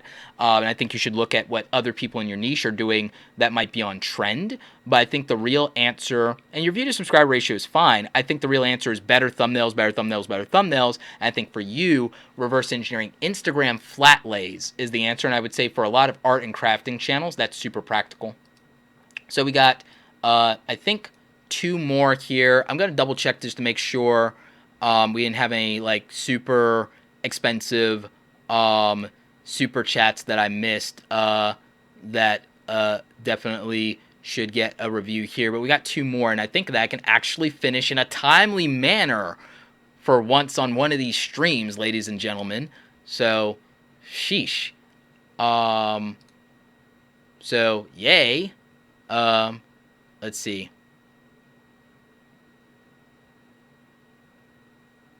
jQuery said, thumbnails are hurting everyone. I love how you reverse engineer the problems the YouTube community is having and then make the YouTube starter kit around that. Yup. Reverse engineering on a problem for which there is a demand is always the answer. So that's definitely something. And again, I'm looking at some of you guys' comments here before finishing up, you know, talking about these last 2 channels. Gilded Phoenix Vlogs, 100% believe what you're saying about unique content and individuality, but when YouTube is prioritizing the cookie cutter stuff in the algorithm, you can see the dilemma. No, I always counterpunch. I always fight. I fight the algorithm because the algorithm is human behavior. What's on trend is not as important as predicting what will be on trend or finding an underserved market and cornering the market. VR is the next thing. And right now, the people, while no one is, well, no one is looking, while no one is looking at VR super heavy except the passionate community behind it, when it is undeniable, those people will blow up. You realize that like the Pokemon YouTubers had no idea that Pokemon Go was going to come out like last year or whatever, and through the roof, right? Because they stuck to what they were good at and what they know, and they fought the algorithm, and then the world algorithm worked in their favor, right? Like right now, every YouTuber that gets an iPhone like is blowing up right now. So it's not like you can't figure that part of the algorithm out and that you don't have to be cookie covered, but that you can anticipate or take advantage of a trend and then go super original or take a unique angle on a trend. Like, you know, that's a thing. We got somebody sitting here calling out Tony Robbins and calling him a hack. Tony Robbins is a hack, huh? Well, that hack is a 6-time best-selling author, a bona fide millionaire, a public speaker that gets paid 6 figures for every conference he speaks at. So if he's a hack, what is your real legit thing done for you, buddy? Like super schooly adventure? Tell me something. If Tony Robbins is a hack, even though he actually like what he says is ridiculously practical if you think about it correctly, about reframing your mindset. And if you actually look into NLP, neuro-linguistic programming, if Tony Robbins is a hack, then why did a bona fide entrepreneur that nobody here is going to dispute, my mentor Gary Vaynerchuk, why did he have him on the Ask Gary V show if he's a hack? Because Gary isn't a sheep. Gary isn't going to be fooled by anybody. Gary can smell BS a mile away. So you tell me why you're smarter than Gary Vaynerchuk, why you're smarter than Oprah Winfrey. Tell me, super schooly adventure, what qualifies you to call Tony Robbins a hack when the smartest, most successful people in the world think he's legit? How are you smarter than them? Because if you are, I want the proof. And if you are, great, coach me. So, real talk. Real talk. I'm not afraid to call people out every now and again. Like, I'm not a roast guy. I'm not a hater. I'm just, like, again, I'm real, and this is live, and I don't care about not being liked. I'm not about that. Malevolent Elephant. Apples and oranges comparing entertainment to information channels. Yes and no, because of a baseline of the 80-20 rule. The 20% variation tweak of what you need for the entertainment channels still means that the 80% of the rules that apply to all content on YouTube are valid. And I've seen people capitalize on that. I grant you that there's nuance and there's a difference, but you know, there is a practical baseline of what works, because at the end of the day, all YouTube videos have thumbnails, all YouTube videos have time durations, all YouTube videos can be put into a playlist, all YouTube channels have artwork, all of the anatomy of a YouTube channel, there's that 80% baseline. In the same way that with human beings, we have like, you know, this baseline of what human DNA is, and then you have your unique DNA layer on that. So that's the way that I would approach it, in the way that I would think about it. So again, just doing a little bit of cleanup here with Q&A. Brandon Goes Raw says, Roberto, I've been using the same strategy for over a year, starting to really slow down in growth, even though I was doing really well at the same strategy. Suggestions: find a micro pivot, look at what's performed the best over the course of 90 days, identify why it performed the best over 90 days. I think more of you should audit your analytics in that way, and then do more of that. The fish nerd, a lot of people are turned off by the shock jock persona, myself included. I couldn't agree more, fish nerd. It's for some people. Some people take it just as what it is. Like, I don't like dudes that remind me of the dudes that used to pick on me in high school and middle school and elementary school and beat me up at the bus stop, or tease me at the lunchroom. I don't like dudes that remind me of the people who made my life hard. I don't like entrepreneurs that are business that are scummy in the way that some of my old bosses were scummy before I was an entrepreneur.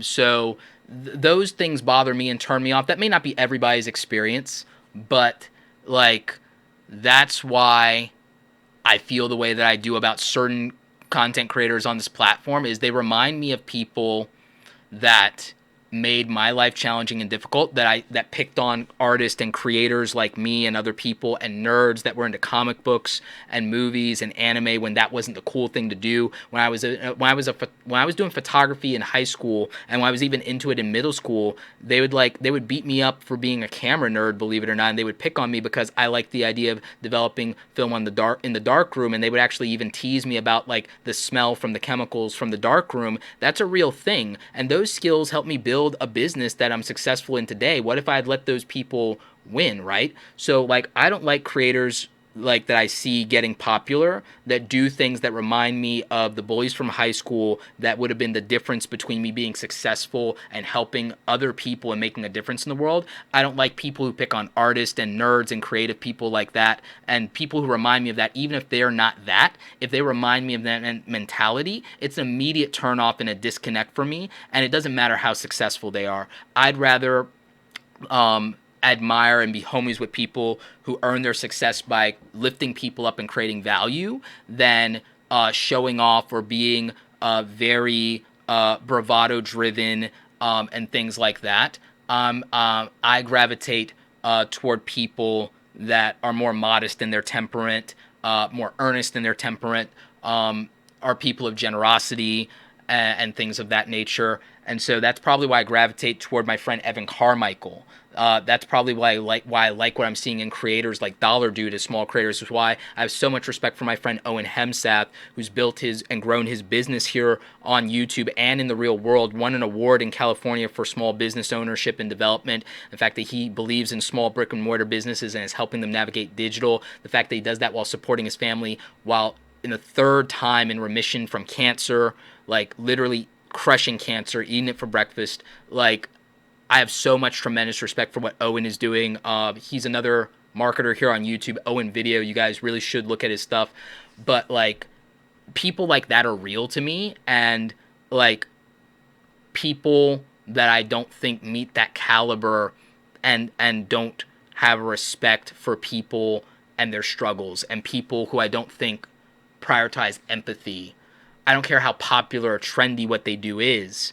I don't respect them. And that's just how I am, because it's real to me as somebody who's dealt with depression. Like, that's why I respect people like Boogie, who put themselves out there. So, wow, that got serious real quickly. Guys, you guys always do this to me. Sheesh. I do the Q&As usually once a week. Gizzy credit. Okay. Yeah, I do them like once a week. Everything informative. My own channel is dead. Hey, everything informative. Like, if my channel is dead, why are you here? Like, if you worry about that, like, I make videos, like, for people one video at a time. I'm not worried about being popular on YouTube.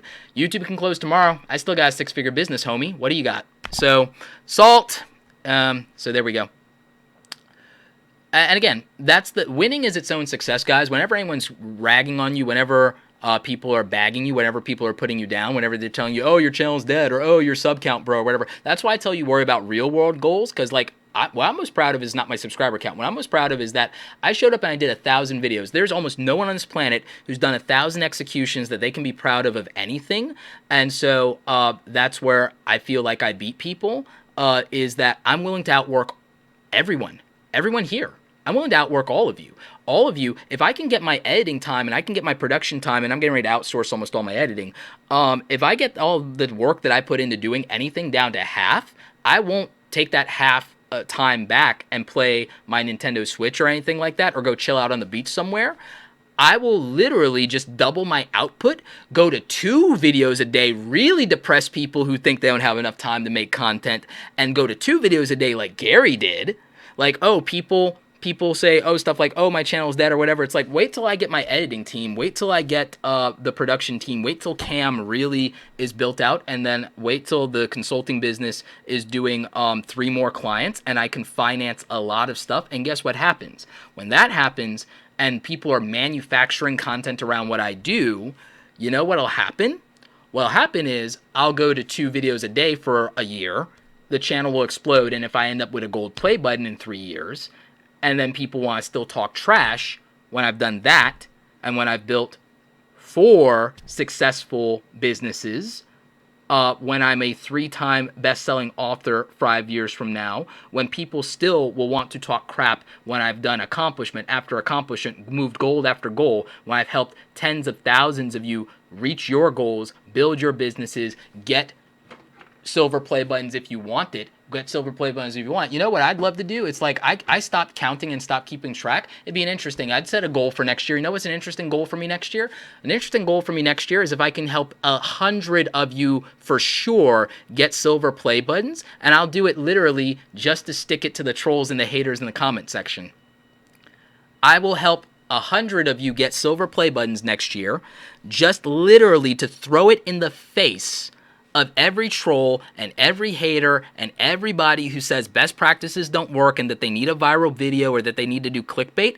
I will help 100 people get silver play buttons next year, and I'll probably miss that mark and help 78 of you get silver play buttons just to throw it in their face out of spite. I will make 75 to 100 of you more successful next year out of spite. That's what the dark side looks like for me. My dark side is I will outwork people, I will accomplish things, and I will help other people out of spite. And then those haters can realize that they missed the boat because they should have just, been in the cut, been part of the community, did good things, created awesome, and then they'd be part of the crew, and they'd be on that silver play button ride with us. So, that's the deal. Clover Tack, thank you for all you do, Roberto. Much appreciated, sir. I created my new profile avatar to market Patch swag. What are the pros and cons of changing those avatars? Very little downside, but maximum upside because people will pay attention to it and like it'll snap. If you're not huge, but again, you know who does it all the time? Like a lot of big YouTubers change their profile avatar all the time. What I recommend is that if you change it across the board with your Twitter and with your Facebook and things of that nature. So that's definitely what I would say. Yeah. Yep, that's what I would say. And I'm digging yours, dude. Like, it looks nice. It looks fresh. I like that. I'm digging it. It's a lot better than the Clover you had, so much respect. Much respect. And I want to see if that's, can you, like, are you putting that into your channel header? All right, change the channel header from this, buddy, to this, because, like, I love it. So, change it to that caricature and change the background art. Like, Clover, jump on this, like, YouTube starter kit for 50% off, buddy, and just get the channel artwork and the thumbnails up to par, and the channel will start popping a little bit better. Because, I'm telling you guys, Traveling Introvert, I get what you were going for with this channel artwork, but the typography, the top is hitting the ceiling of the thing, so that's not good. And same thing with the bottom, so you need to tighten that up. The font isn't working for it, and YouTube is so black and white that this needs to be something colorful, my friend. And so I like the idea of that open road and the mountains and all of that, but I think it needs to be something radically colorful, more of the HDR effect. Like, I love what I'm seeing here with this short trip to Omaha's Old Market. I love the colors of that. I love the sunset. I love the feeling of that. So for travel, that's what makes me think that. You're doing good views for having 20 subs. Thumbnails. Like, they make a difference. Who, like, let's go look at, I got to meet the Vega brothers, at Buffer Festival. I went to a YouTube film festival in Toronto, Canada. They even let me back over the border without my passport. And so, let's see, and these guys have it down. Like, the Vega brothers have it down, okay? And their thumbnails aren't even the best in the business, but they've got it down.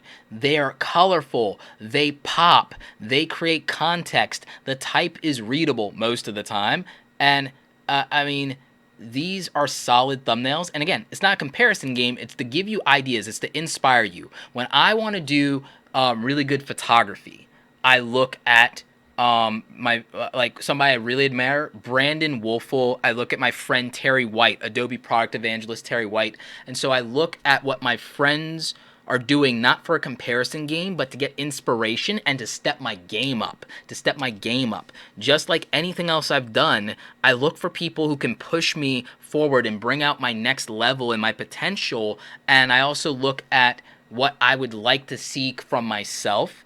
And so there are aspects of your thumbnails that are good here and they're branded. The thing is, this white going into the YouTube white, it makes it hard to separate visually, so that can be a little bit of a problem. But I do like the idea of how you're doing the crosscut here. So I like that. I just need the actual photography behind that to have more context in the story that you're telling and to be more colorful. And I need more of that. But you're doing fine on views for the fact that you're a very small YouTuber.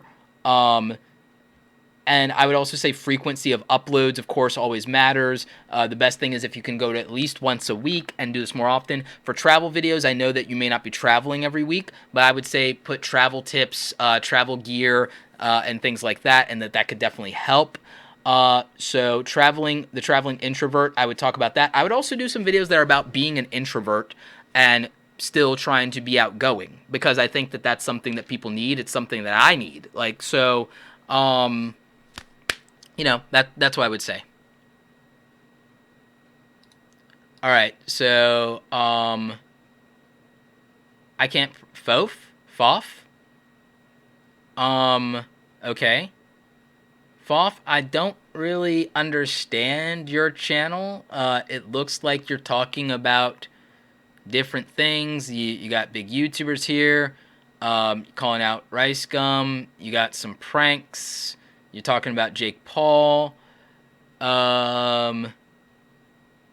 Some of your thumbnails aren't bad. I love the channel artwork, though. I love the channel artwork. That's what I'll say. I have no idea what this channel's about, though. That's the biggest problem, I think, with most channels is I can't look at a channel at a glance, and I can't figure out what the channel's about. So that always creates a problem. When I can't look at a channel and figure out what it's about, I get disconnected. I get confused. So that's a thing. I guess maybe you're doing pranks. See, the biggest thing for me is I can't figure out your channel. And then it looks like you started with workout stuff. No? But I see a bunch of gym stuff here. See, that's the thing. As I don't understand. I can't figure it out. If your channel is like about having fun and it's a vlogging channel and it's random stuff, then you've got to be more personality driven, and there's got to be something consistent about it, and I'm having trouble. I'm struggling with it. So my answer to you is, first of all, I love the channel artwork. Like, that's gorgeous. Looking at this, it looks like some of your cinematography is okay. Your color grading could be better. Backdrop could be better. So I'm kind of, and then there's no consistency in the thumbnails and the style. Like, even like Jake and Logan Paul, their thumbnails have a style, and that was actually really important for their growth. And so they have a style. And so I think you need to get a solid style consistently for your thumbnails. I mean, these are closer in nature, and you're getting views for the fact that you have 100 subs. The first 100 subs is the hardest. I think you have to figure out your niche and what you're doing. Because, I mean, if I look at the channels that you are related to here, like, I mean, David's stuff, you can always tell that it's David's stuff, right? Like, I mean, that's real. So David has a clear, consistent style, and you can tell what his video is about, and you can kind of get it from the titles what his humor is.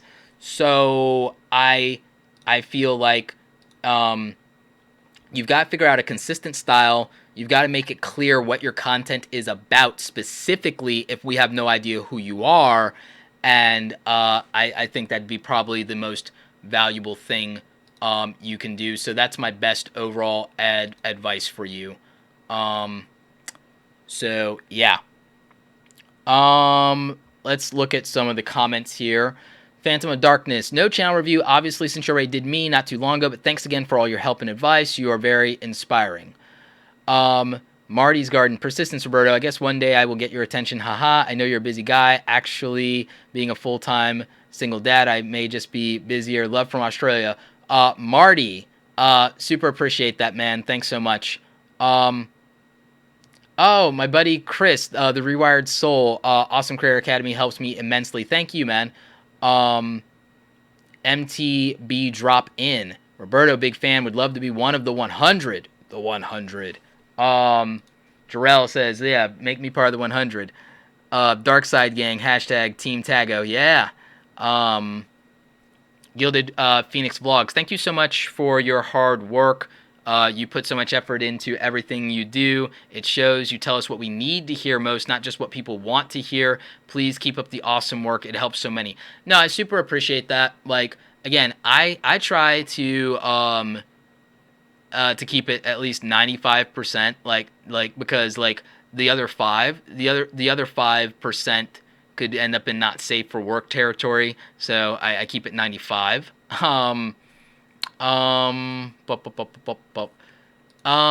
Yeah, we're just gonna do one last one. We're gonna do Team Tago, just because you've been a homie for a long time and you've been supporting the channel. channel artwork has good things about it, but it's super cluttered, and less is more sometimes. There are good elements to this. You had me, but and I dig some of this. Some of it's overkill. This can go. We don't necessarily need as much of the pattern stuff. Less is more. But I am feeling it. Thumbnails are on point though. Wow, that's actually impressive. There are things about the thumbnails that could be less cluttered sometimes and better. Like this is too cluttered. I like that you're tech and gaming. That's really smart. And from a monetization standpoint, that's really smart. These one-off videos, you don't need them as much. And right now, be more consistent. Like stay on target. Stay on target. For 9 months, it looks like you're starting to get the swing of things. Everybody's pacing is different. You might be able, by the time you hit another 3 months, to be at 1,000 if you do some things differently. I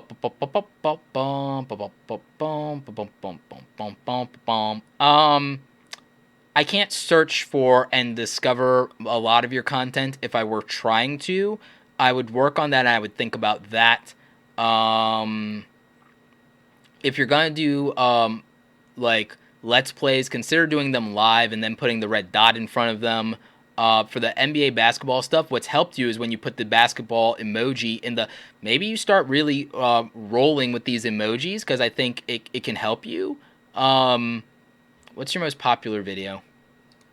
Can you reverse engineer your most popular video? Oh, a month ago you got like 7K on NBA 2K18, and you did it with tutorials. Okay, problem solved. Okay, you don't have to become a tutorials channel, but you need to do more tutorials on the games that you're playing and build out a playlist and build out like 5 solid tutorials for a game you're playing, and then you can do the Let's Plays. So that's my strategy for you and for a lot of other gamers is 5 tutorials for people that are just getting into the game, then do some stuff that's about whether the game is fun and do an actual review of the game because that might get searched or recommended. I know everybody's doing it, but then do unique stuff for you. Go with this emoji style thing. And also, I'd start considering working emojis into your thumbnail strategy for you. I think that could be a thing. So that's my advice there. So, Tago, like, that is your advice. That is your review. So... yeah, that's my answer.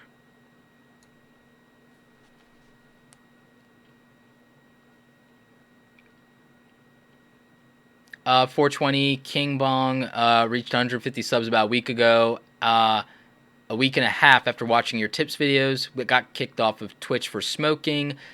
Using knowledge to streaming to build stuff here. Okay, yeah.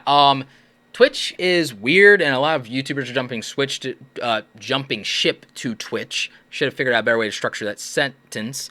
And I don't know that that's the most practical thing in the world. I think diversifying your platforms is great. I don't know that Twitch will be any more amenable to rogue content creators than YouTube is. It seems like they're cracking down.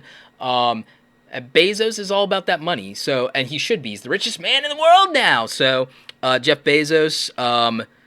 shout out to Jeff Bezos. Jeff Bezos, you get the shout out of this YouTube video like you need it. You've got money. So, I mean, I don't know that Twitch is going to be viable long-term for people who want to go a little bit rogue and feel like YouTube has smacked that down. But I think that... what you're going to see is that social media platforms are going to tighten up because they are about money. And there's nothing wrong with them being about money. More of you should prioritize revenue than getting a gold or silver play button, to be frank. Like, you know, so, I mean, that's what I would say about that. McGee, I didn't see your super chat. Rewired Sir, would love a quick channel review if you have time. If not, it's all for the value you provide. Like, Rewired Chris, I'm gonna do it because you're a homie. Like, but Chris, you have like actual access to me. And you could like ask me this anytime, but like, okay, cool. So this is Chris, the Rewild Soul, and it's a mental health channel, and you can see that very clearly from what it's got going on here. I love this graphic for the channel artwork. I really dig that. I don't necessarily dig the white behind this black text. I would flip that, and I would get rid of that glow, and I would just make the text white for the top. Maybe even this text below it, or make that a very, very light blue contrasting. So I would figure out better color blocking in the typography for that. I'd also maybe throw something over here that tells people to subscribe and get that big old notification bell. Again, I think I'm going to make some graphics for that and put that over in the YouTube starter kit. Remember, 50% off link down below. Getting a free stream here. Shameless plug for me. Yes, yes, I know. Blah, blah, blah. YouTube money. So, dude, your thumbnail game is on point. You've come a long way. I want you guys to see old thumbnails that Chris was doing, and I want you to see the evolution. This is the evolution of thumbnails that obviously could have been better, repetitive, and not working out, and getting like 9 views, 6 views, 10 views, then changing it up, getting tens of views, hundreds of views. Let's keep going, and keep putting out content, getting there, figuring it out. Awesome. And really stepping it up, getting there. Really nice. Now we're breaking through. Now we're not just getting like 100 views, 40 views, 200 views. Now we're getting there. Can we break 1,000? And so, again, and not everything lands, but you keep going and you keep going. And again, YouTube channel, 400 subscribers. Hasn't broken 1,000 yet, but getting views, getting there. Not everything will land, guys. Certainly everything on my channel doesn't land. I know what will land on my channel at this point. Don't care, not interested, don't need 1 million views a month. Thanks, guys. So, again, what I really love is I love seeing the consistency. I love seeing the impact of these. I love that you're focusing on making this a resource for people, because that's what I did. Is I made my content a resource for people. My channel isn't to get views every week and get the most views I possibly can. It's that when you're ready, you can find what you need and you can come here. And that's why it took a year for my most successful video to get 1 million views. Jake Paul craps that out on a video within 5 hours. Fine. But, whatever. 14-year-olds versus 34-year-olds. It's also about your demographics. Not everybody here on YouTube is going to go after the largest audience, which is kids. Not everyone has content here that's for kids. If you are trying to reach an adult market, look at Gary Vaynerchuk. Gary Vaynerchuk had to do, he did 400 videos, had 30K subscribers, and I have a lot of you crying about your subscriber count. He did 7 years of content, is a bona fide millionaire, did 380 videos the first 7 years on YouTube on the Gary Vaynerchuk YouTube channel, after doing 1,000 videos on the Wine Library TV YouTube channel over the course of 6 years. Then does this new YouTube channel, launches the Ask Gary V show. And it takes 3 to 4 years and D-Rock and another 1,200 videos on top of his library of content, which was him giving away gold, telling you basically how to make real money before he got even close to 1 million subscribers. And again, it took the last 3-4 years, and it took doing 1,200 more videos on top of 300. And he already had 1 million Twitter followers, and that didn't help. And again, everybody cries about their subscriber count. But it depends on your audience, and it depends on if you're going after the adult market. That's a long road to go, and you can be a 5-time best-selling author and not get 1 million subscribers. You can be a 4-time, 3-time best-selling author and not even break 100,000. You can be Tim Ferriss, you can be Tony Robbins, you can be Gary Vee and not make it on YouTube and be wildly successful in the real world and that not translate. You can get 1 million followers in Instagram or in Twitter and not have that translate and have them come over to YouTube, or vice versa. It is about the value that people want as viewers. It is not about what we want as creators. The market doesn't care, right? The viewer cares about the specific value that they get and that they want when they watch a video. And that's why the big YouTubers that you see, their audience is super young. Their audience is super young. and that's fine. But if you don't want an audience of 14 and 16-year-olds, you have a much harder road to go, because that's a big audience on YouTube, and that's what the algorithm is hitting very hard. It's not impossible for you to grow an adult following, but again, if you think about the people who watch Gary Vaynerchuk and Evan Carmichael and Marie Forleo and Tim Ferriss, and then you think about that and how underwhelming their subscriber count is in comparison to prank channels or television show reviewers or what have you, then it puts in the context the understanding that what you are doing, there may be a micro niche audience of 10,000 people for that thing, and that's enough, not only for you to have real impact, because who makes an impact on tens of thousands of lives, but also you could probably build a real business around that. You could probably build a real business around that. Like, there are martial arts channels on YouTube that have like 20,000 subscribers, but they're making 7 figures because they're selling a digital martial arts course in the way that you would sell the DVDs back in the day. So, you know, I just want you guys to understand practicality. So, where can I find your tips for creating thumbnails? There's plenty of them here on the YouTube channel, so there's that. But for those of you who struggle with creating thumbnails, the YouTube Starter Kit is for you. I offer the one-on-one coaching if you guys are into that. And I also have a group mentoring program. You can find all of that at awesomecreatoracademy.com. Links are in the description below. Keep it funny. The beta, Awesome Creator Academy and the beta thing are the same thing. The beta, there's like a discount for like Instagram people, but it's a limited time. There's a ticking clock on that, but we're kind of out of beta. We've been out of beta for a while. I was just giving away that pricing, but we're at regular pricing at this point unless you come through the Instagram. So that's the thing.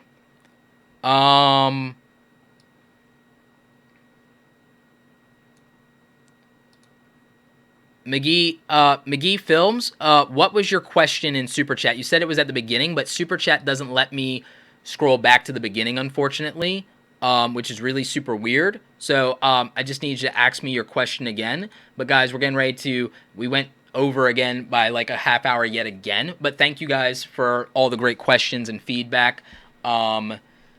Like, this has been a great session with you guys. But McGee Films, it's not letting me see what your question was.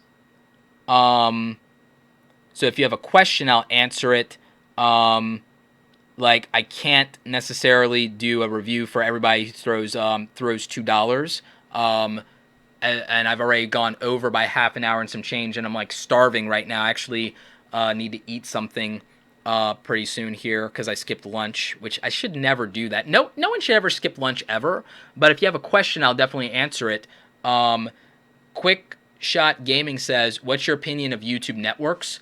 YouTube channel networks. I used to be very against YouTube channel networks. They don't do much sometimes. They can help a little bit with ad revenue sometimes. But here's the thing: when the YouTube adpocalypse happened, because they can do bulk order sales of ads. And I know that most of you don't understand how advertising works. Maybe I need to do a whole video about how the actual ad model in YouTube works and how we really make our money. But it's a little boring and complicated. But the reality is, knowing how people make their money, like knowing how you make your money as a YouTuber is important. And most people don't understand it. And it's a big problem that I have with the community is I need people more educated about that. And people are, it's too boring. It's not exciting enough. They'd rather see you throw up how much money you make in YouTube than explain how YouTube money actually works. And that bothers me about the culture. So another tangent. But my point is, YouTube channel networks are the only thing that saved some channels from the adpocalypse wiping them out. So I can't be against them as adamantly as I used to be because they're viable for that. And sometimes they are protection when it comes to copyright things, and they can help. Not all of them do. And then some of them are becoming real media companies like Awesomeness TV. If you're an entertainment YouTuber, I would tell you sign up with Awesomeness TV tomorrow or Studio 71, because Awesomeness TV is getting real movies into theaters that they're producing. They have a real production company, and they're getting Netflix deals. And so YouTubers are in Netflix and YouTubers are in theaters without being big YouTubers because they're with Awesomeness TV and they want to be actors or actresses. So if you want that, if that's your goal, I would tell you sign with Awesomeness TV tomorrow. Hashtag not sponsored by Awesomeness TV.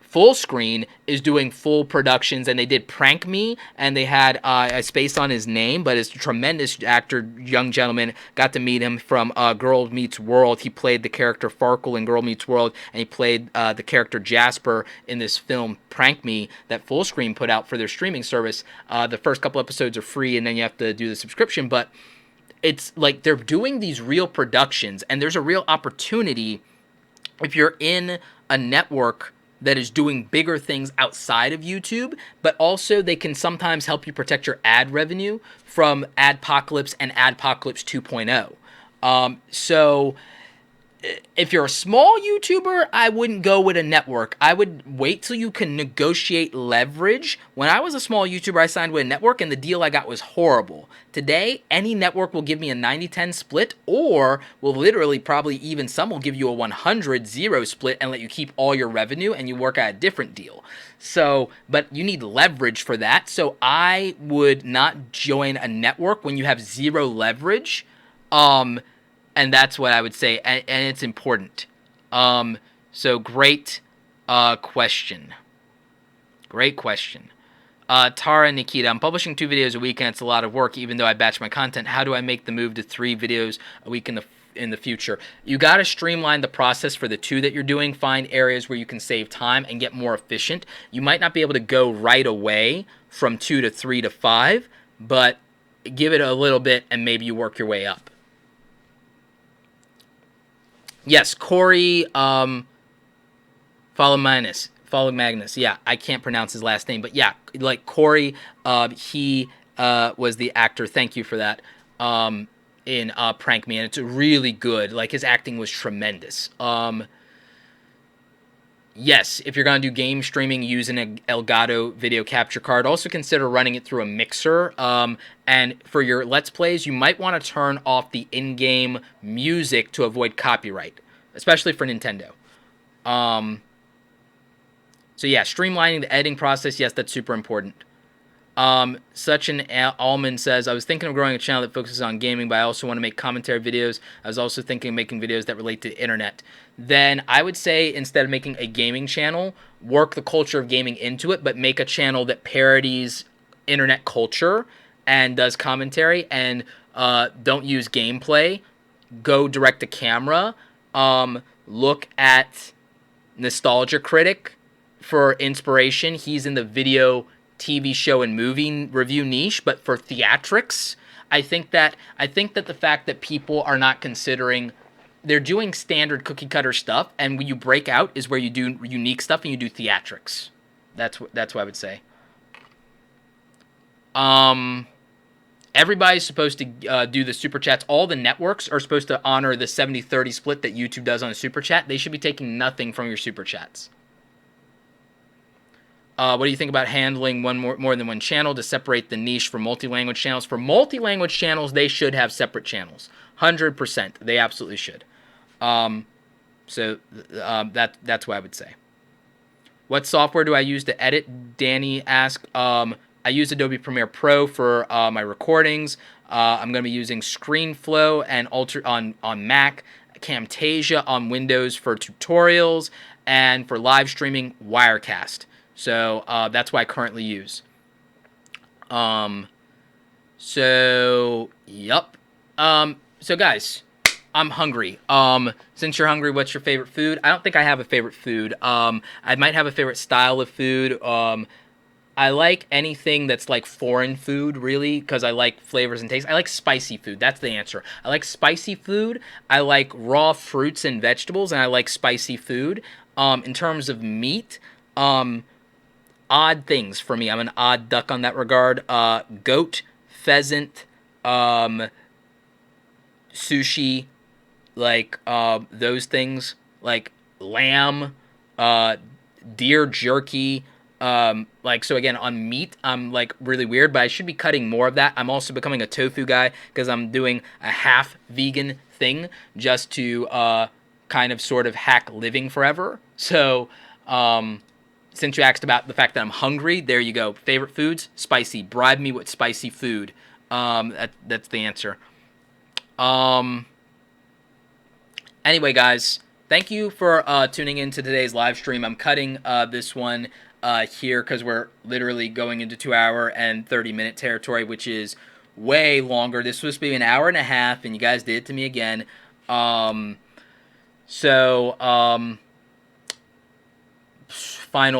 thoughts. So a couple of final thoughts. If you've gotten any value from this live stream, if you've gotten any value from me at all, and before we go, if you want to throw $2 in Super Chat, I appreciate the support. It helps with the other things I'm doing here on the channel. It's helping me with getting ready to outsource the editing to put out more content, do more of these things. So I appreciate all of you. I definitely appreciate all the support you guys show me. Thank you for the people who submitted their channels for review. That was really helpful, and I think it helps the learning process. Like Ted, your channel was amazing. Like your hustle is amazing. The fact that you're 15 and you're that good at hand lettering and design, I need you to do my new merch, Ted. Like, Ted, we're gonna work together. Ted, reach out. I'm dead serious. Hit me up on Twitter, buddy. I gotta find you. I'm hiring Ted. I'm hiring this 15-year-old on straight up hustle and talent to do my next set of merch. Like, so Ted's gonna do my merch. Like, that's what's happening. For those of you who tuned in late, watch the replay. There's so much stuff. It's hilarious. And on the replay, I gave you probably the best strategy I might have given for growing a YouTube channel, but it's really practical. It's the first 20 minutes, and it's how to grow the YouTube channel in 2018, and it's really important. I might do a 15-minute standalone video later, but I got deep on this one. I went in-depth, hardcore, and then we did our channel reviews. But, like, guys, grab the YouTube starter kit if you're struggling with thumbnails and visual branding. I'm going to add some new assets to it even this weekend, and it's one-time payment for life, and you get whatever I keep adding to the starter kit. Right now, there's over $500 in assets, and you have a 50% off coupon linked in the description. So grab that discount code, grab that coupon, and the YouTube Starter Kit is something I made for you guys with feedback from the community, with feedback from my students in Awesome Creator Academy. I made the thing that would help a beginner have their channel look good from day one, and I'm going to keep adding to it. You guys can look forward to more starter kits, and the more of you that get it and then give me feedback on it, I'll make stuff based on your feedback too. The thing that I'm going to add next week is for live streams. If you want an interface like mine, I'm going to add some of those to the kit as well for those of you who are streamers, for those of you who are live YouTube gamers. So, you know, that's what we're going to do. So again, that's what's going to happen. Ted, you're doing my new merch. I'm hiring you. We're figuring it out. Guys, thanks for tuning in. Remember, go out there, create something awesome today. Reach out if you need things. I really appreciate your support, guys. Thank you for all the super chats. Thank you for your tremendous questions. Thank you for everybody who did channel reviews today. I don't know if on a live stream I'm going to see you guys for the holidays because I'm going to my aunt's place. I'm also supposed to go look at my new house, potentially. Hopefully I can move in before the new year. That'd be nice. So, I really am looking forward to spending the holidays with family. I don't know if I will be doing a live stream for the week of Thanksgiving, but if I do, I'll do it earlier in the week, like on Wednesday, and that will be our last one for the holiday, like for November. So that will be it. Mario, you're super late. We're leaving. We're wrapping up. But watch the replay. Watch the replay. The replay will be up.